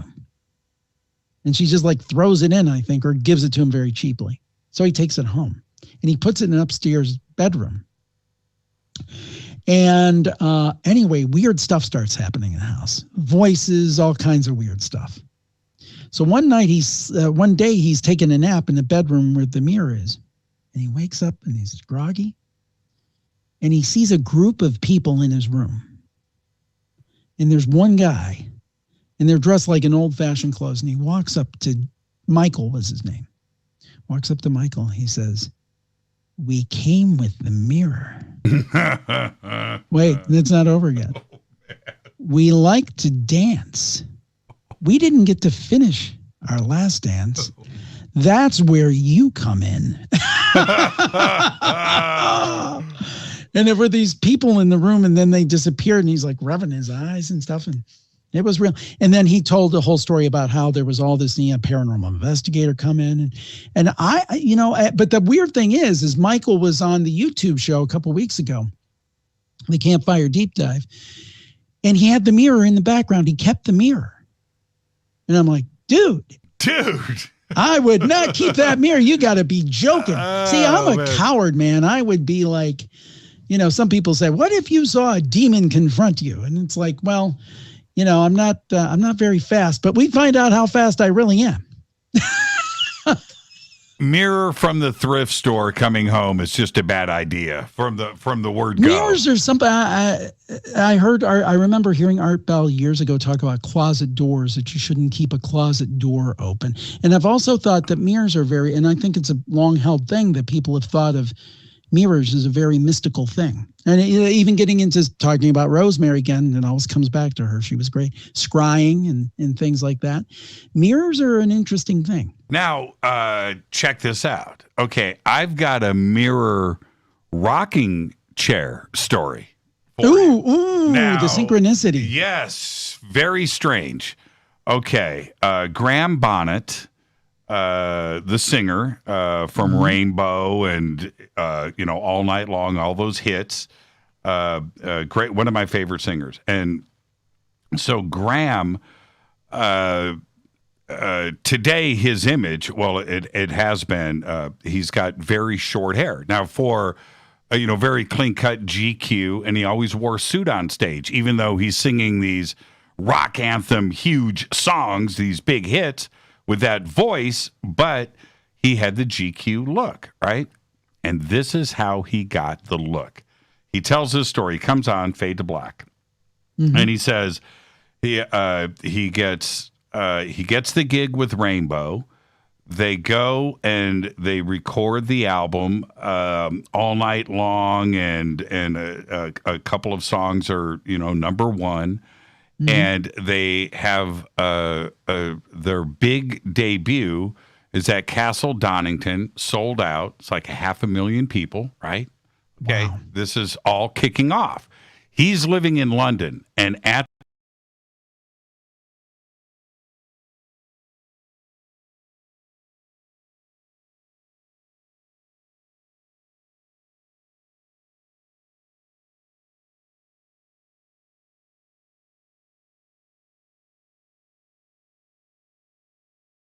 front room in the living room is a rocking chair. He's walking down the hallway, and at the end of the hallway is a mirror.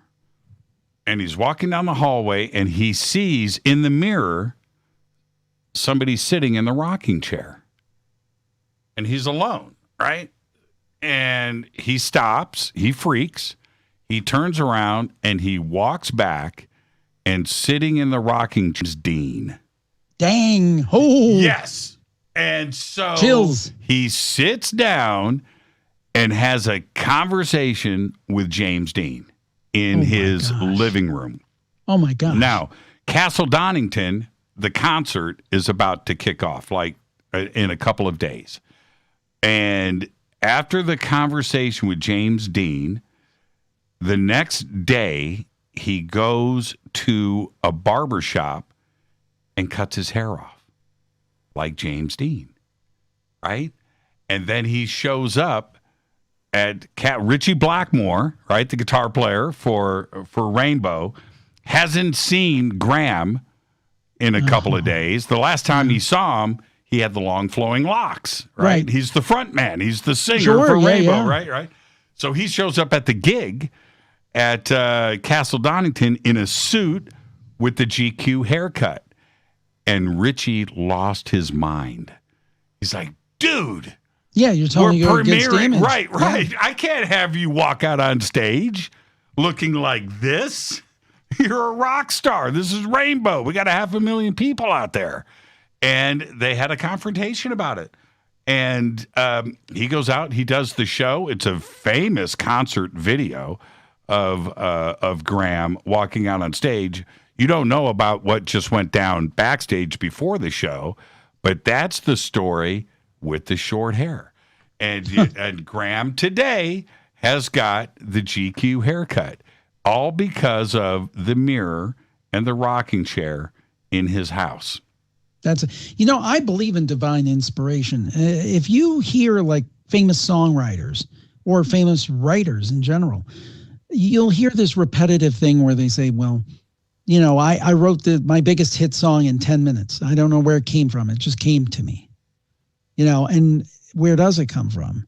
And I believe that there is divine inspiration. I don't know if it's who it is. And I do believe we tie into like a collective consciousness or unconscious. The thing that reminds me of that is, you're familiar with The Wreck of the Titan? The Wreck of the Titan. It was a short story written, I think, about 15 years before the Titanic sunk. And if you're not familiar with it, look it up. And it hit almost every point of the Titanic story 15 years before it happened. The Wreck of the Titan. You can see what I'm doing. The Wreck of the Titan. Wreck of the Titan, I think it's called. And essentially it was written. Look at that. Yeah. Check that out. And if you want to tell people what it is, you've got it in front of you. Written in 1898. Yeah. Revised in 1912. And when did the Titanic sink? 1917? Was it 19? I thought it was 1912. Okay. But it was originally written in 1898. 14 years Looking at before. it right here. And look at the cover of the book. The original printing, you would think that was the Titanic. Yeah. And it was like there weren't enough. They hit an iceberg. It was a ship that was thought to be unsinkable. They had the dimensions of the boat in it, or the ship, and it almost matched perfectly. All these different touchstones that were in that story 14 years before it sunk. Yeah, it says right here. It's published in 1898. The Wreck of the Titan. It features a fictional British ocean liner, Titan, that sinks in the North Atlantic after striking an iceberg. The Titan is it's famous for its similarities to the RMS Titanic, and it's sinking 14 years later. I did not know. I did not know that. It's wild. That Jimmy is wild and wacky stuff, and only you and I will get that. Well, I almost want to go into one more campfire story before we say goodnight. But instead of that, would you ghost hunt your own house? Knowing everything that you know now, would you want to know what is going on? No. I wouldn't. I'll tell you why. Because, the most important thing to me in life is my family. And I do believe that there's an old saying, it's not very nice. The more you stir in stuff, the more it stinks. But it's not stuff. And I think that you can kind of bring things up. So if that's the place where I have to live and my family has to live, I don't want to. It's like the old leave sleeping dogs lie. I would not. There's another, speaking about Bigfoot and skepticism, and skepticism is good. And I've had my own ghost experiences that I can't explain. Not a ton, but enough for me to scratch my head. But why isn't there sightings, ghosts of Neanderthals? Why isn't there, that's an interesting, I never thought of that. Why? I mean, Neanderthals are people too, man. Yeah, right? Exactly. Right? Cro-Magnon, right? I'm sure that there were some pretty gnarly battles out in the open plains during a snowstorm over some food. And there was a lot of bloodletting that went on for survival. And that makes sense. I mean, it makes sense. I mean, you raise a valid point, but I did have someone say that in Europe, they thought that they saw like a ghost column of Roman soldiers. Okay. Well, see, yes. But Right. It's always that, and I can appreciate that. Here in the United States, we hear about Confederate soldiers and Union soldiers. Gettysburg. I get that, but what about the Neanderthals that were in Gettysburg? Where are those guys? Right. That's a great point. See, the thing is that there's very little original in the field. Most questions you've heard phrased one way or the other. That's one I've never heard. Maybe their soul was at a different level of development. Maybe I don't know. And one other point that I find fascinating with this is when we are talking about UFOs and things traveling vast distances of space. What if, going back to Ghost and other things, what if it's just time travelers? What if these ghosts that we are seeing are just merely time travelers? Maybe it's not spirits. Maybe the UFOs, maybe these ETs are just us from the future or from the distant past. Yeah, I remember when Art Bell had John Teeter on, if you remember that from 2000. I am the John Teeter expert, yes. And I found that, I just remember listening to that and being riveted. Now, so, that is really interesting to me. And that's, people, I'm sure you've had people say, Jimmy, if you could have superpower, what would it be? To me, the ultimate superpower is time travel. Not that I would want to go back and change anything, because we all know about the butterfly effect and the grandmother paradox and all that stuff. But just to go back and see what it was really like, because I love watching Mad Men, for example. I love that because I'd love to see that era. Fascinated me, and I'd love to just visit, just as a tourist. I'd like to go see Abraham Lincoln give a speech. I'd like to go see Jesus Christ. I'm not being funny. I am serious. I would like to be able to be like a time travel tourist. That would be to me, that would be the ultimate superpower. I would want to do that. I would love to go and check out the pyramids as they were being built. But this so you know why and how. But this is what's messed up about that. How do we know what year any of this stuff happened? So you're assuming you have guesses, but you can't get to the exact. Yeah, right. Like Jesus, right? So going back to 30 AD or 20 AD, somewhere. What if you're off by 100 years? Yeah, or 5. Or right. Miss as good as a mile, right? Right, and so I go back 50 BC when supposedly the pyramids were being built by Khafre and Khufu. The pharaohs, and I go back and they're already there. Right? They're already built, and you missed it. So that's the thing. But going back to the 1950s, I would love it. 1920s, I would be spot on. I don't know about the Old West. There's too many diseases and things. That's true. Pretty funky. No dysentery, thank you. But I would go back to Leave It to Beaver. I would definitely want to experience and see that for real. And I just missed it. I was born in 1963. So the 60s are very vivid for me, and it's a romantic period. Kicking it back 10 years, going back to 1955, 1950, the nuclear age, the nuclear family, and the mom coming out of the kitchen with a tray of warm brownies and some milk. I would like to experience that for sure.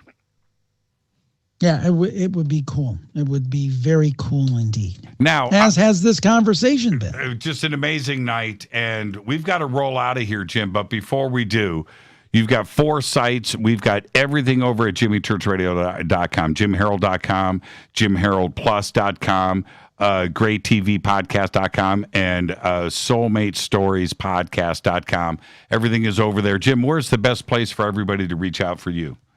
Really, the best place is jimharold.com. And also, our Facebook group is 21,000 strong, virtualcampfiregroup.com. That's where people tell their stories 24/7. And we keep it very well regulated, and we keep a close eye. So it's a nice space for people to share their stories and talk about them with each other. Yeah, thank you so much. And in a couple of days, I get to return the favor and come over and hang out with you. And I look forward to that. Thank you so much, Jim. Thank you, Jimmy. Enjoy your night, and bumper to bumper with Jim Harold. I've got to get straight out of here and get to credits. Absolutely all of the links for Jim are over at jimmychurchradio.com. Fade to Black's executive producer is Rita Camarion. The show is produced by Hilton J. Palm, Renee, Dennis, and Kevin. Announcers are Steve Harder, Gene Vito, and Mark D. Kovar. Webmaster is Drew the Geek. Music, Doug Aldrich. Intro, Spaceboy, spaceboymusic.com. Fade to Black is produced by KJCR for the Game Changer Network, and syndication is KGRA, The Planet. This broadcast owned and copyrighted 2021 by Fade to Black and the Game Changer Network, Inc. They cannot be rebroadcast, downloaded, copied, or used anywhere in the known universe without written permission from Fade to Black of the Game Changer Network. I'm your host, Jimmy Church. Tomorrow night, right here, Matthew Bailey, Artificial Intelligence, all night long. Special thanks to Jim Harrell. I'm your host, Jimmy Church. Until tomorrow night, I want everybody to be safe. It's time to fade to black.